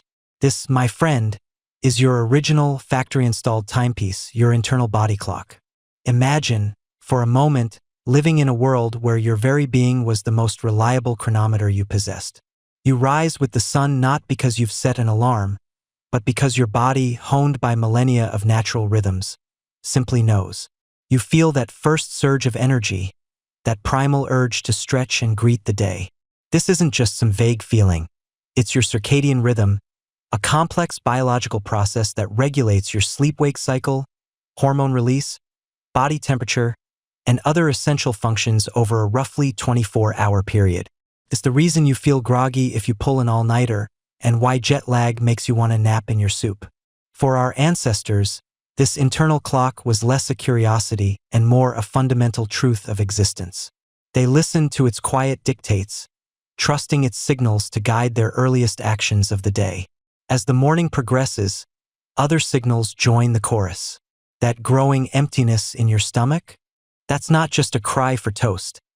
It's your body's ancient timepiece, chiming in with a rather insistent breakfast o'clock. Before the advent of precise timekeeping, hunger pangs were an incredibly reliable indicator of the passage of time. You'd feel that familiar rumble, that gentle or not so gentle gnawing sensation, and you'd know it was time for the first meal of the day. Then, as the sun climbed higher, another, perhaps more pronounced, rumbling would signal the midday meal. And as the shadows lengthened, a final, weary hunger would tell you it was time for the evening repast. Your stomach, it turns out, was a much more demanding and less forgiving clock than any sundial. It didn't care if the clouds obscured the sun. It just wanted its food. Now, beyond the purely biological, daily routines themselves became the invisible hands on the clock face of life. You didn't need to know it was 7 a.m. to start milking the cows. You knew it was milking time because the sky was that particular shade of pre-dawn gray, and the cows were likely already lowing their impatience. You knew it was tending the fields time because the dew had evaporated, and the sun was beginning to warm your back. You knew it was lunch time because the family gathered, or the village bell, if one existed, rang, or simply because your stomach was staging a full-blown rebellion. Think about it. Your day unfolded as a series of predictable, ritualized actions. You rise, you attend to livestock, you work the land, you break for food, you continue your labor, you prepare the evening meal, you gather with your family, you prepare for sleep.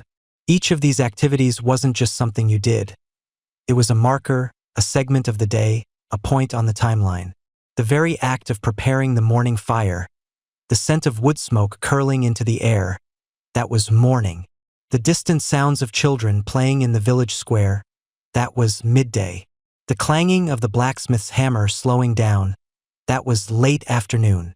These were not precise measurements, no, but they were remarkably effective for a life lived in rhythm with nature and community. Historians still argue whether the perceived efficiency of these body-centric and routine-based schedules truly matched the later, more rigid mechanical timetables. Some suggest that without the tyranny of the clock, people were more attuned to their natural energy cycles, working harder when they felt invigorated and resting when they felt tired, leading to a more sustainable pace of life. Others point to the inherent variability, arguing that such systems lacked the coordination necessary for larger, more complex societal endeavors. It's a fun debate to ponder as you drift off, isn't it? Were they happier being their own alarm clocks? Or was the invention of the snooze button truly humanity's greatest achievement? Consider the sheer sensory richness of this way of telling time. You didn't just know it was morning. You smelled the damp earth, felt the cool air, heard the first bird song. You didn't just know it was midday. You felt the sun's warmth on your skin, heard the hum of insects, tasted the simple bread of your lunch. Your entire being was engaged in the act of temporal awareness. This was a holistic, embodied understanding of time, far removed from the abstract numbers on a screen. It's interesting to note a mainstream historical fact. Ancient civilizations across the globe, from the Romans with their prandium, lunch, and cena, dinner, to various indigenous tribes with their highly structured daily rituals, inherently understood the importance of routines in organizing communal life. These weren't just about getting things done. They were about establishing a shared rhythm that everyone could implicitly follow, even without a clock. The consistent actions of the community themselves became a form of timekeeping, a collective, unspoken agreement on what happened when. You knew it was time to gather for the evening meal not just because your stomach growled, but because you saw smoke rising from every hearth in the village, signaling that everyone else's stomach was doing the same.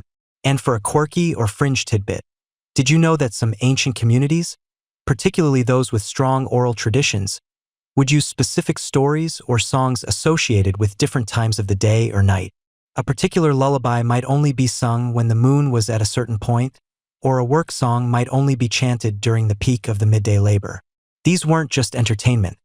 They were mnemonic devices, auditory markers that helped solidify the daily schedule in the communal memory. Imagine, instead of glancing at your watch, you just started humming a specific tune and everyone around you knew exactly what time it was.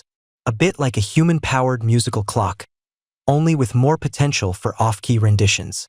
This reliance on internal cues and established routines meant that time wasn't a rigid, external master. It was a fluid, personal experience. If you felt tired, you might rest. If you felt particularly energetic, you might work a little longer. There was a natural ebb and flow, a responsiveness to the body's needs that modern schedules, often dictated by the unforgiving tick of a clock, sometimes struggle to accommodate. You were your own boss, at least when it came to your internal schedule. Although, let's be honest, your stomach was probably the real boss. So, as you snuggle deeper into your blankets, consider the profound simplicity of this ancient way of being. Before the ingenious gadgets we discussed earlier, before the complex mechanisms to come, humanity's most fundamental timekeepers were simply themselves.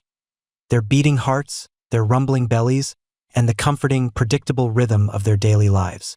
They lived time rather than just observed it. And perhaps, just perhaps, there's a quiet lesson in that for our perpetually scheduled lives today. Now, about that pre-sleep snack your body is probably telling you to get.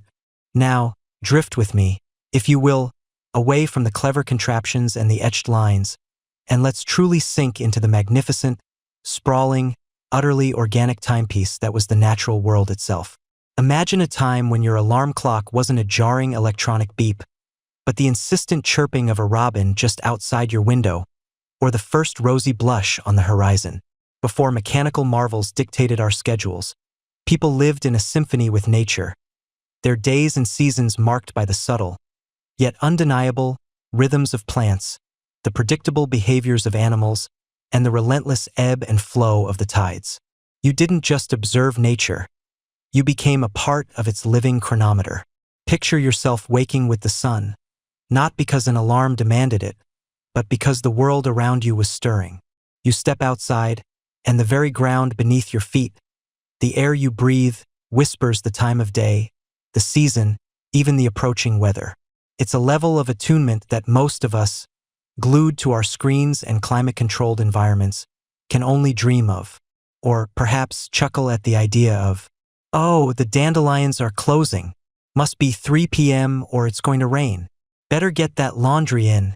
Sounds less reliable than your smartphone, doesn't it?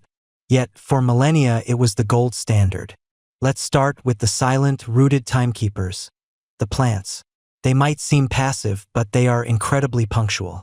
You see, many flowers have an uncanny ability to open and close at specific times of the day, almost like botanical cuckoo clocks. Take the morning glory, for instance. You know the one, with its cheerful, trumpet-shaped blooms. It unfurls its petals with the first kiss of dawn, greeting the sun, and then, as the day wears on and the sun climbs higher, it gracefully closes up, retiring for the afternoon. Conversely, you have the evening primrose, a nocturnal beauty that waits for the sun to dip below the horizon before it unfurls its pale, fragrant petals, releasing its perfume into the twilight. These weren't just pretty sights. They were living indicators. A farmer might know it was mid-morning by the full bloom of a certain field flower, or that dusk was approaching as another began to fold itself away. It's like having a dozen tiny, fragrant watches scattered around your garden, each set to a different hour. Who needs a digital display when you have a daisy telling you it's time for lunch? Beyond the simple opening and closing of blossoms, plants also exhibit sleep movements, or nyctinasty, where leaves fold up at night and unfurl during the day. Think of clover leaves or even sunbeam plants. Their leaves perform a slow, deliberate dance with the sun, responding to the light-dark cycle. Observing these subtle shifts across different species gave ancient people a fairly accurate sense of the passing hours, especially during daylight. In fact, a rather famous mainstream historical fact is that the Swedish botanist Carl Linnaeus, in the 18th century, even designed a flower clock or horologium flori, a garden bed planted with specific flowers that opened and closed at different, predictable times throughout the day, allowing him to tell the hour just by looking at his garden. Imagine that, your garden not just growing food, but telling time. It's almost too charming for our modern, frantic pace. And of course, the grander cycles of plants dictated the seasons. The first swelling of buds on the trees, the emergence of specific wildflowers, the ripening of berries, the changing color of leaves, the final shedding of foliage, these were all profound markers of the year's progression. They dictated when to plant, when to harvest, when to prepare for the lean months of winter. Your calendar wasn't a piece of paper on the wall. It was the entire landscape around you, a slow motion, living timeline unfolding before your very eyes. Moving from the rooted to the restless, animals also provided a vibrant, noisy, and often surprisingly accurate natural clock. Think of the rooster, that quintessential feathered alarm clock. Its crowing at dawn is not just a cliché. It's a deeply ingrained biological rhythm that has signaled the start of the day for millennia. You could set your internal clock by it, knowing that with the first cock-a-doodle-doo, it was time to rise and start your chores. And it wasn't just roosters. The dawn chorus of birds, a symphony of chirps and trills, swelled as the sun ascended, offering a multi-layered auditory indication of morning's progress. As the day wore on, different birds might become active, different insects might begin their buzzing or chirping, each sound marking a particular segment of the day. At night, the world didn't fall silent. It simply changed its tune. The rhythmic chirping of crickets, the hoot of an owl, the rustling of nocturnal creatures in the undergrowth. These sounds painted an auditory picture of the night, helping people gauge how much time had passed since dusk. You might hear the faint hoot of an owl and think, "Ah, must be getting on towards midnight," before rolling over for another hour or two of sleep. It was a timekeeping system that was always on, always ambient, and never needed batteries. Though, if you lived next to a particularly enthusiastic rooster, you might wish it had an off switch. Beyond daily rhythms, the larger patterns of animal behavior were crucial for longer stretches of time. The migration of birds, the spawning of fish, the hibernation of bears, these were all undeniable signs of the changing seasons, signaling when it was time to prepare for hunting, fishing, or winter's chill. It's a quirky tidbit that some cultures, particularly in northern latitudes, would even observe the thickness of animal furs or the size of squirrels' winter stashes as an informal, long-range weather and thus seasonal predictor. That squirrel looks like he's preparing for an apocalypse. Winter must be coming early this year. It might not have been scientifically precise, but it was certainly compelling. And then we come to the great rhythmic breath of the planet itself, the tides. For coastal communities, the ebb and flow of the ocean wasn't just a natural phenomenon. It was the very pulse of their daily lives, a powerful, unwavering clock. The tides, driven primarily by the gravitational pull of the moon, follow a highly predictable cycle, usually 2 high tides and 2 low tides within roughly a 24-hour and 50-minute period. This meant that the time of high tide would shift slightly each day, but its pattern was utterly dependable. Fishermen knew precisely when the waters would be deepest for their boats, when certain fish would be most abundant in the shallows, or when the mudflats would be exposed for foraging shellfish. Merchants knew when the harbors would be accessible for ships laden with goods. You literally lived by the tide, your day dictated by its rise and fall. The tide's out, darling. Time to go clamming. Unless you want to wait another 6 hours and get nothing but seaweed. Historians still debate whether these natural signals were interpreted uniformly across different cultures, or if local environmental nuances led to highly localized timekeeping dialects. Did a community in the Amazon interpret the blooming of a certain orchid differently than a tribe in the Arctic interpreted the migration of reindeer? Almost certainly. But the underlying principle that nature itself was a grand, living chronometer was universal. So, you see, before the tick-tock of gears and the digital display, humanity was deeply embedded in the natural world's timings. Your life was a dance with the sun, a song with the birds, and a rhythm with the ocean. It was an immersive sensory experience of time, one that perhaps we've lost a little bit of in our pursuit of atomic precision. And maybe, just maybe, there's a gentle lesson in that for us, too. You've journeyed through sun and shadow, water and wax, stars and sand, trying to pin down the elusive beast of time. But imagine, for a moment, that you live in a world where your personal time-telling device is less about a clever gadget and more about the collective hum of your entire village, your town, your very society. Before the tick-tock of a clock became the tyrannical overlord of our schedules, time wasn't just told. It was lived as a shared, communal rhythm. You wake, not to the jarring beep of an alarm, but perhaps to the first rays of dawn filtering through your humble window, or maybe the distant crow of a rooster that sounds suspiciously like your neighbor's rusty gate. But soon, a more pervasive sound begins to permeate the morning air, the deep, resonant dong of a bell. Ah, the bell. For centuries, before the advent of mechanical clocks, these magnificent metallic voices were the undisputed town criers of time. You don't need to consult a sundial or check the water level in your clepsydra. The bell tells you. It calls you to prayer, signals the opening of the market, announces the midday meal, and warns of the curfew. It's the ultimate communal alarm clock, a truly public service broadcast, albeit one that might occasionally give you a mild heart attack if you're sleeping particularly soundly. And let's be honest, trying to sleep through a medieval church bell ringing at dawn? Good luck with that. It was probably the original snooze button you couldn't ignore. Consider the role of religious practices. In many societies, especially in medieval Europe, the rhythm of daily life was inextricably linked to the monastic or ecclesiastical schedule. Monasteries, with their regular cycles of prayer, became early centers of timekeeping. Monks followed strict timetables, observing set hours for matins, lauds, prime, terce, sext, nones, vespers, and compline. Each of these canonical hours was marked by specific prayers, chants, and, crucially, the ringing of bells. These monastic bells weren't just for the monks. Their peals carried across the fields and into nearby villages, providing a sonic framework for the day. You'd hear the morning bell and know it was time to rise and tend to your fields. The midday bell would signal a break for food. The evening bell would call you back home, reminding you that the day's labor was drawing to a close. This wasn't just a suggestion. It was a deeply ingrained cultural habit, a kind of auditory GPS for your day. The bell's authority extended far beyond prayer.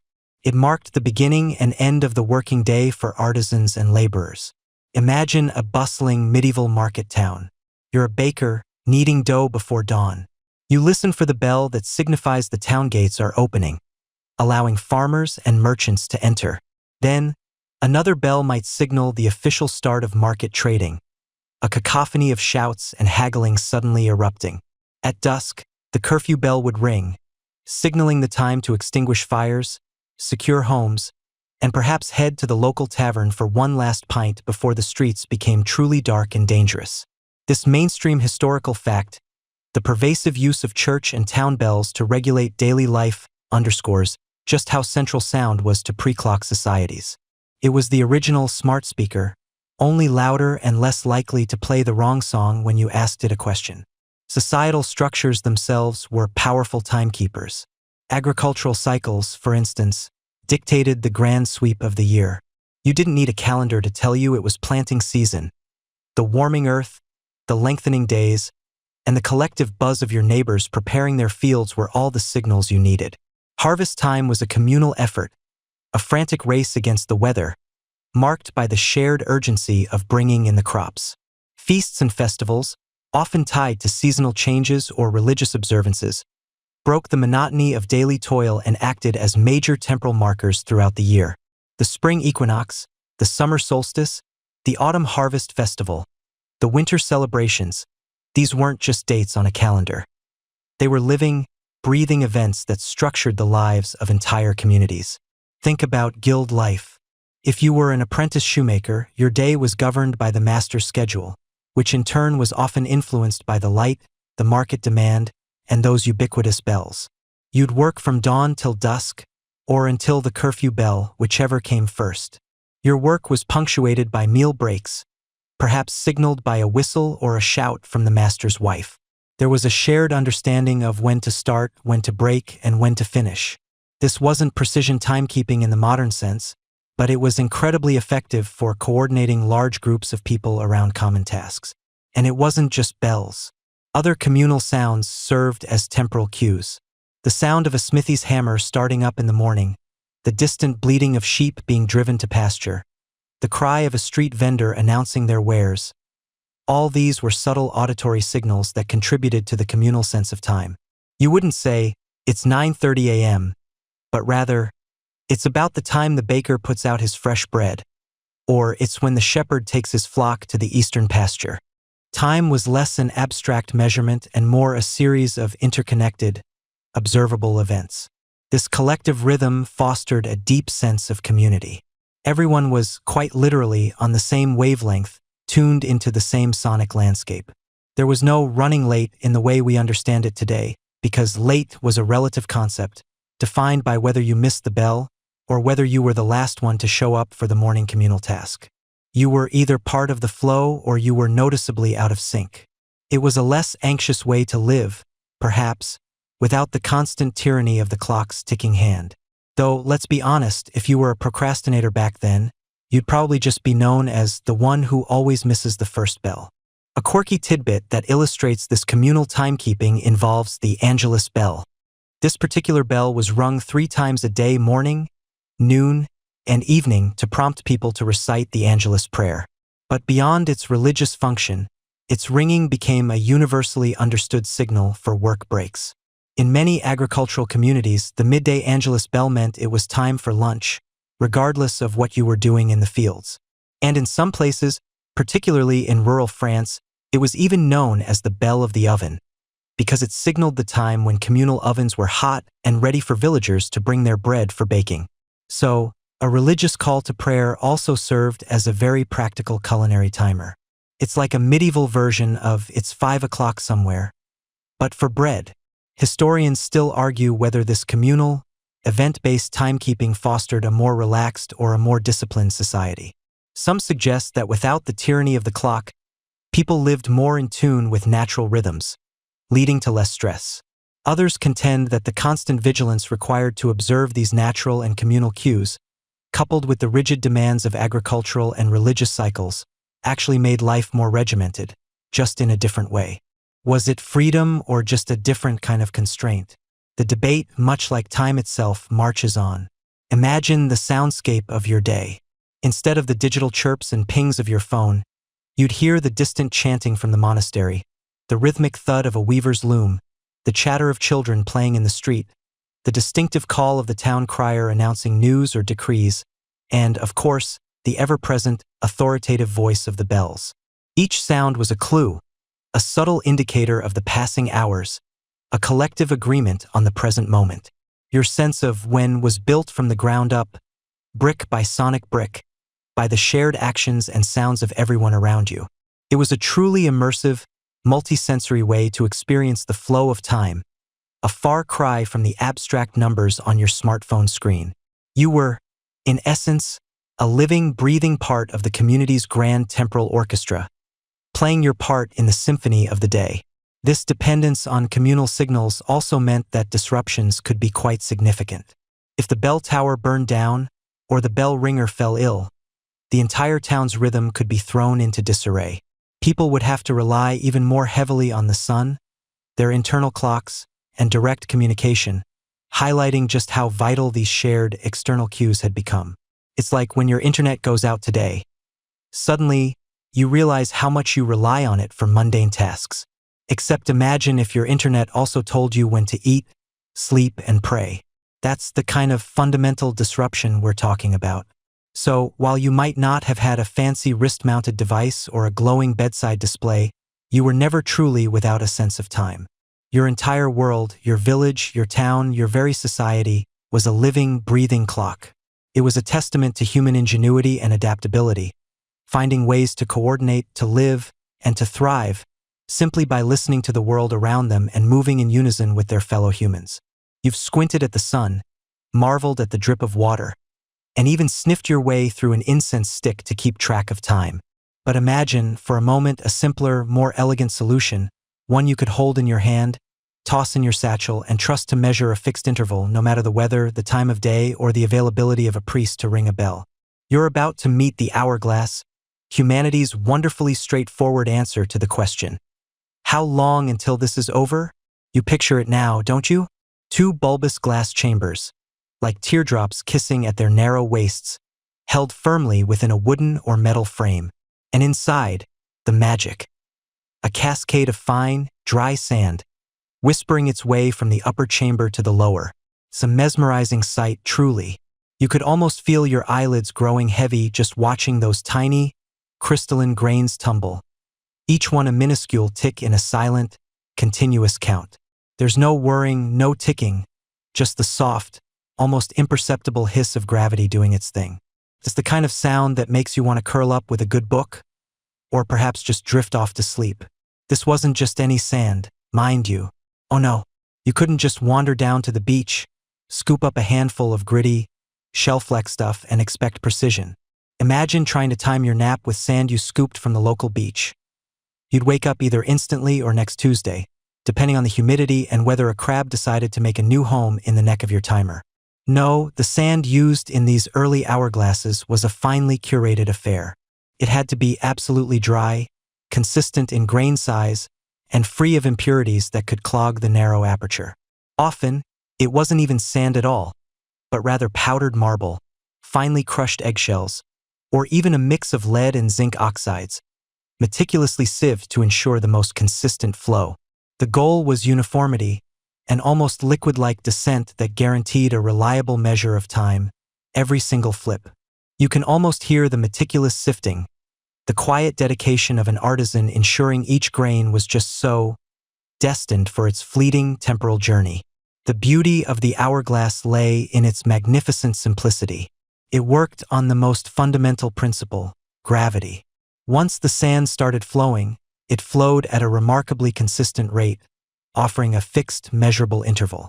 You didn't need the sun, so it worked indoors, at night, or on the cloudiest of days. You didn't need water, so there was no risk of freezing, evaporation, or spillage. And it was portable. You could carry it from your study to the kitchen, from the church pulpit to the captain's cabin on a rolling ship. This wasn't a grand, immovable monument. It was a personal, practical timekeeper, ready to serve your needs with a simple turn of the wrist. Historians still argue whether the hourglass was an entirely European invention, springing forth fully formed from medieval ingenuity, or if its concept trickled in from earlier, perhaps forgotten Eastern designs. What we do know as a mainstream historical fact is that the first reliable evidence of hourglasses appearing in Europe dates to the 14th century. One of the earliest documented uses was aboard ships. Imagine the vast, unpredictable ocean, where sundials were useless on cloudy days or at night, and water clocks would slosh and spill with every swell. The hourglass, however, remained steadfast. Sailors used smaller, often half-hour, hourglasses to mark the watches, turning the glass when the sand ran out and striking a bell to signal the passing interval. This rhythmic, almost hypnotic turning of the glass became the heartbeat of life at sea, dictating shifts, meals, and the relentless journey forward. You can almost hear the ship's bell clanging through the salt spray, a steady, measured cadence against the roar of the waves, all thanks to that silent, flowing sand. But its utility wasn't confined to the high seas. You find hourglasses making their way into the hallowed halls of law and faith. In medieval courts, lawyers and orators, notoriously fond of the sound of their own voices, were often granted a specific amount of time to make their arguments, measured by an hourglass. Picture a stern judge, perhaps with a slight smirk, turning the glass over as a particularly long-winded barrister begins their peroration. You have precisely one glass, the judge might intone, and suddenly, every word chosen becomes critical. Finally, a way to tell your preacher he's over time without actually telling your preacher he's over time. You can almost feel the collective sighs of relief from the congregation when that final grain of sand drops, signaling the end of a particularly lengthy sermon. For the quirky tidbit of the day, did you know that some larger, more elaborate hourglasses were designed to run for an entire day? These behemoths, often found in grand homes or public buildings, weren't just functional. They were statements of wealth and technological prowess. Imagine a giant hourglass in your foyer, quietly counting down the hours of your day. It's a far cry from the tiny egg timer you might have in your kitchen today, which, let's be honest, is probably still an hourglass, just a miniature plastic version. These larger ones were almost works of art, their frames intricately carved, their glass perfectly blown, a testament to the era's craftsmanship and its peculiar obsession with the quiet, relentless march of time. You might wonder about their precision. Were they perfect? No, not entirely. Factors like temperature changes could slightly affect the glass or the sand, altering the flow rate. Humidity could cause the sand to clump, though the specialized materials helped mitigate this. But for measuring a fixed interval, say, an hour, a half hour, or even a few minutes, they were remarkably consistent and reliable, far more so than a flickering candle or a shadow that stretched and shrank with the sun's unpredictable path through the clouds. They didn't tell you it was 3 p.m., but they told you an hour had passed, which, for many practical purposes, was precisely what was needed. The hourglass became a symbol, too. You see it in art, often clutched by Father Time, a stark reminder of life's fleeting nature, the sands of time relentlessly running out. It's a visual metaphor that resonates even today, long after digital clocks have relegated the physical hourglass to novelty shops and antique desks. Yet, there's something profoundly meditative about it, isn't there? The quiet, unhurried descent of the sand. It encourages a kind of present moment awareness, a gentle nudge to appreciate the time you have before it. Well, before it runs out and you have to flip it over again. Just when you're really getting into the zen of the falling grains, you realize, flip. It's a cycle, a continuous loop of measured time, ready to be reset and begun anew, offering a fresh start with every turn. You've journeyed with us through the ingenious, the poetic, and sometimes even the deliciously aromatic ways humanity once kept track of the fleeting moments. From the grand sweep of the sun's arc to the gentle drip of water, from the steady burn of a candle to the silent march of the stars, you've seen how our ancestors wove time into the very fabric of their world.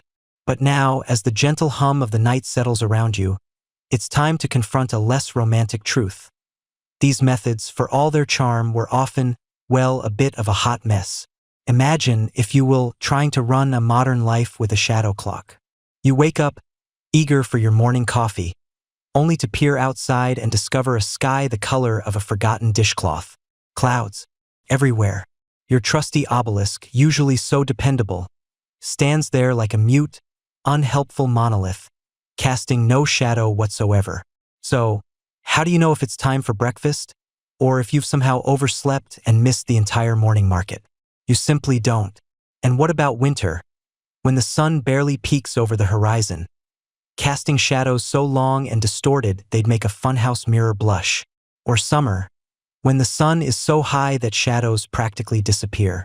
Try telling your boss you'll be in when the sun hits that specific corner of the office on a Tuesday in London. You'd be fired before the sun even considered making an appearance.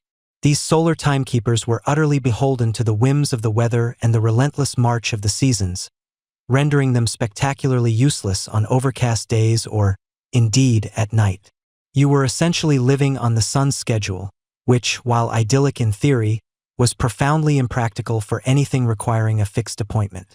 Then you had the water clocks, the clepsydra, those marvels of ancient engineering. They certainly offered a step up in terms of indoor and nighttime use, but they came with their own watery woes. Picture yourself as the designated water clock attendant in ancient Rome, perhaps trying to accurately time legal proceedings. First, you'd have to ensure a constant, consistent flow of water. Too fast, and everyone's suddenly adjourned early. Too slow, and you're still listening to old Manlius drone on about his neighbor's goat at midnight. But wait, there's more. What about temperature? In winter, your precious water could freeze, bringing time to a literal standstill. In summer, evaporation would subtly, yet stubbornly, speed up the perceived passage of time. And let's not forget the ever-present issue of water purity. Sediment, algae, or even just tiny particles could clog the outflow hole, throwing your carefully calibrated drip into disarray. Historians still debate the extent to which these varying timekeeping methods were standardized across different regions or even within the same city, but you can bet that a water clock in Egypt, where the Nile provided a relatively consistent source, would behave very differently from one in, say, the frosty mountains of ancient Persia. It wasn't just about filling them. It was about meticulously maintaining them, constantly observing, and making tiny, often subjective, adjustments. It was a full-time job for some, and a constant headache for others. Moving on to the charming, if somewhat flammable, candle clocks. Ah, the gentle flicker, the steady descent of the wax, until a draft from an open window decided to turn your meticulously measured hour into a frantic 5 minutes. Or perhaps your candle was made from slightly different wax, or had a thicker wick, causing it to burn faster or slower than the one you used yesterday. Consistency was a foreign concept here. And just imagine trying to schedule a dinner party with a candle clock. Be here when the 3rd inch of wax has melted, unless there's a draft, in which case, just show up whenever. It was a lovely visual timer, perfect for a quiet evening of reading, but for anything that required precise coordination, it was a non-starter. The same goes for incense clocks. The delicate, spiraling coils of aromatic dust could be beautiful, but their burn rate was exquisitely sensitive to humidity, air currents, and the precise density of the incense itself. One day, your morning meditation might last an hour. The next, a sudden breeze could zip through your room, and suddenly, you're done in 20 minutes, wondering if you achieved enlightenment or just experienced a very fast burn. And what about those celestial guides, the stars and the moon? While undeniably grand and reliable on a cosmic scale, they too had their earthly limitations. Cloud cover, once again, was your nemesis. On a cloudy night, the sky became a vast, unknowable blanket, hiding your stellar timekeepers. Furthermore, interpreting the movement of constellations required significant astronomical knowledge, not something everyone possessed. You couldn't just glance up and know the time. You needed to know which stars were where, how they moved throughout the night and across the seasons, and how to use tools like astrolabes to make precise measurements. For navigation, especially at sea, this was crucial. One fascinating, albeit quirky, tidbit is that some ancient mariners would even carry small, portable star charts carved into bone or wood. But even with these aids, a clear night sky was non-negotiable. And the moon, while a fantastic calendar for months and seasons, was far too slow and variable in its phases to provide daily timekeeping. Even the more instinctual methods, your body clock, the hunger pangs, the the crow of the rooster were deeply subjective. While great for a general sense of rhythm, they couldn't tell you if it was 8 a.m. or 8:30 a.m., a crucial distinction when you're trying to meet a merchant for a specific trade deal. Nature's living chronometers, like the opening of certain flowers or the behavior of animals, were equally imprecise and localized.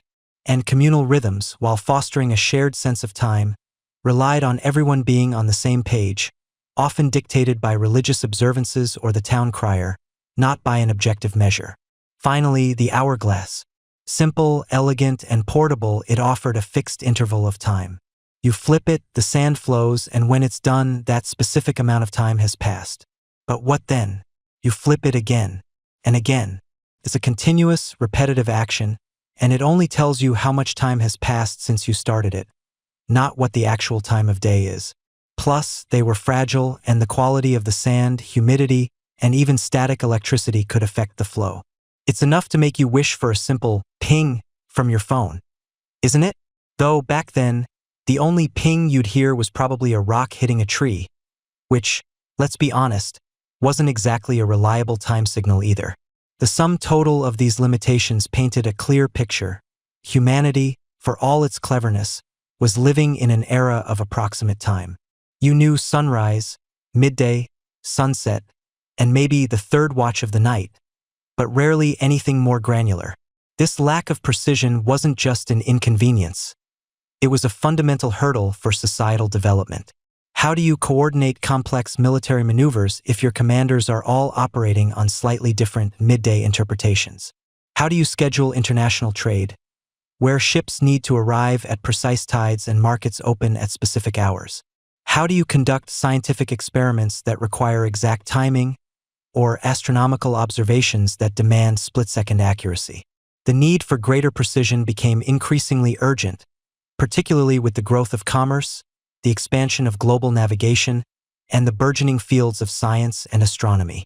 For instance, determining longitude at sea was a monumental challenge for centuries, directly tied to the inability to keep accurate time on a moving ship. A mainstream historical fact here is that the British government in 1714 passed the Longitude Act, offering a massive financial prize for a practical method of determining longitude at sea, a challenge that largely hinged on developing a highly accurate portable timekeeper, what we now call a chronometer. This quest for maritime safety and trade efficiency underscored the desperate human need to conquer time with mechanical exactitude.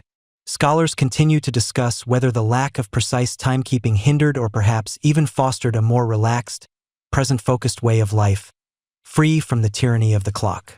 But regardless of that debate, the practicalities of a rapidly evolving world were undeniably pushing towards a future where, roughly around lunchtime, just wouldn't cut it anymore. The human desire to control, quantify, and standardize time was reaching a fever pitch. The stage was set for a revolution, a shift from the organic, natural rhythms to something entirely new, something that promised to bend time to our will with unwavering, mechanical precision. You've journeyed through the whispering winds of ancient deserts, felt the cool drip of water in a clepsydra, inhaled the perfumed smoke of incense coils, and even gazed up at the silent, watchful stars. You've learned how our ancestors, with ingenious creativity and profound observation, coaxed time from the sun, the moon, the tides, and even their own rumbling stomachs. But as you settle deeper into your pillow, a new chapter unfurls, one that forever changed the very fabric of human existence. The dawn of mechanical time. Imagine, if you will, the world as it was. Your day was dictated by the sun's arc, the crow of a rooster, or the ringing of a church bell. You knew roughly when to eat, when to work, when to pray. But precision, that was a luxury nature didn't always provide. If you needed to meet someone at the height of the sun, you both had to agree on what that felt like. If you were a monk, your prayer schedule was crucial, but even the most elaborate water clock could be finicky, prone to freezing, or simply running out of water. The human spirit, ever restless, ever seeking improvement, began to yearn for something more reliable, something that ticked with unwavering, impartial authority. And then, a whisper, a rumble, a grinding of gears began to echo through the workshops of medieval Europe. You see, the great leap forward didn't come from a sudden stroke of genius, but from the slow, painstaking evolution of ideas. People had long understood the concept of uniform motion, a falling weight, a pendulum swinging. But how do you control that motion? How do you make it tick at a consistent, measurable rate, rather than just accelerating uncontrollably? This, my sleepy friend, was the crucial puzzle. The answer, a truly ingenious one, lay in a little device called the escapement. Picture a wheel with jagged teeth, constantly trying to spin, driven by a falling weight. Now imagine a tiny, oscillating lever or anchor that catches one tooth, then releases it only to catch the next one, and so on.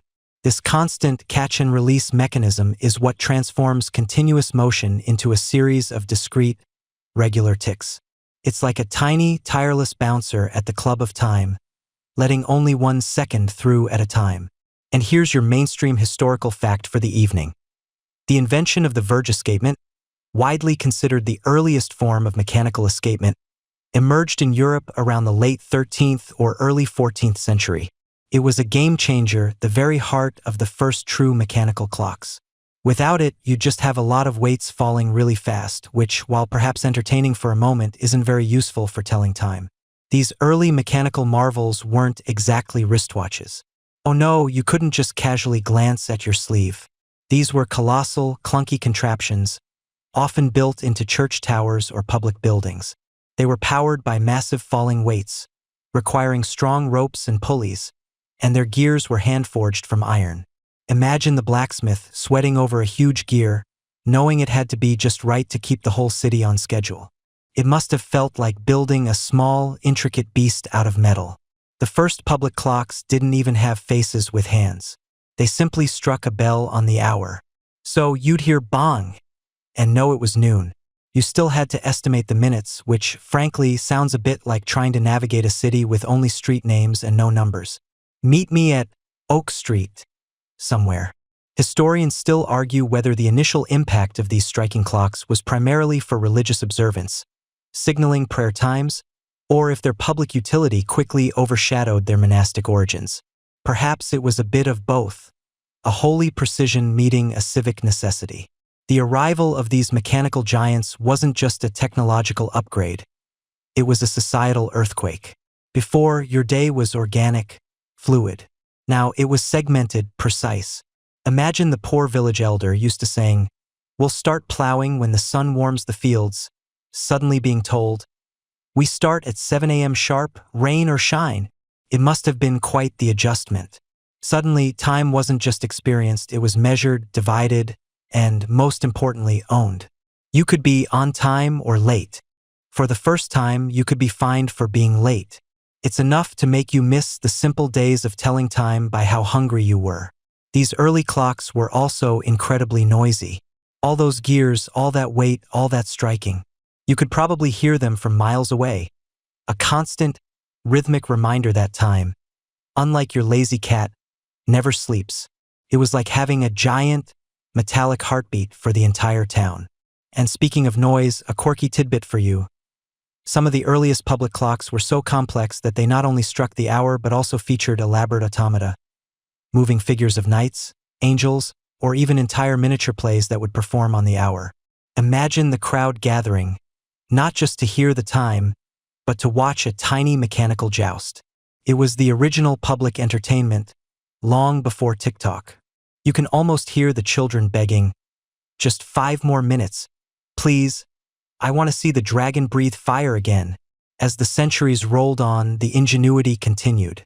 The pendulum, famously studied by Galileo and later applied to clocks by Christian Huygens in the 17th century, brought unprecedented accuracy. Pendulum clocks were so much more precise than the earlier weight-driven ones that they allowed for the addition of minute hands and eventually second hands. Imagine the precision. No more around mid-morning. Now it was 10:37 and 12 seconds. It was a whole new level of temporal accountability. You could no longer claim, "Oh, I thought shortly after sunrise meant 11 a.m. Then came the miniaturization. From towering public monuments, the clock began its journey into homes, onto mantelpieces, and eventually into your pocket. The invention of the balance spring by Huygens and Robert Hooke allowed for portable watches. Suddenly, you didn't have to look up at a tower or consult a water bowl. You could carry time with you, a silent, ticking companion. This was truly revolutionary. Before, time was external, a shared experience.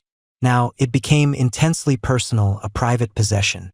You could, for the first time, manage your own time, minute by minute, second by second. Though, let's be honest, for some of us that just meant more opportunities to be fashionably late, now with a precise measurement of how late. The mechanical clock, in its slow, deliberate evolution, didn't just tell time. It created time as we know it today. It transformed society from one where life flowed with the sun and seasons to one obsessed with schedules, deadlines, and efficiency. It paved the way for the Industrial Revolution, for trains running on precise timetables, for factories where shifts started and ended at the sound of a bell.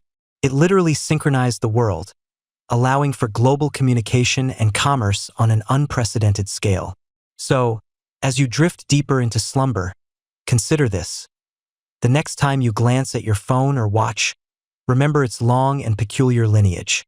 From the longest shadow cast by an ancient obelisk, to the slowest drip of water in a bowl, to the precise, relentless tick of a mechanical gear, humanity has always been chasing time. And with the invention of the mechanical clock, we finally caught it, harnessed it, and in doing so, forever changed ourselves. Now, let your mind gently release the gears and springs, the shadows and the stars. Feel your breath slow, like the steady, gentle swing of a pendulum. The world outside, with its busy schedules and ticking deadlines, can wait. For now, you are simply here, suspended in the quiet, timeless space between wakefulness and dreams. Let the soft darkness envelop you, a blanket spun from the deepest night. There's no clock here to rush you, no sun to demand your attention, no bell to pull you from your peace. Just the gentle rhythm of your own being, a timeless beat that has always been, and always will be, your truest guide. Allow your thoughts to become as soft and indistinct as the fading light of a candle clock, until they melt entirely into the stillness of sleep. You are safe, you are warm, and time, for this precious moment, holds no dominion over you. Just calm, quiet rest.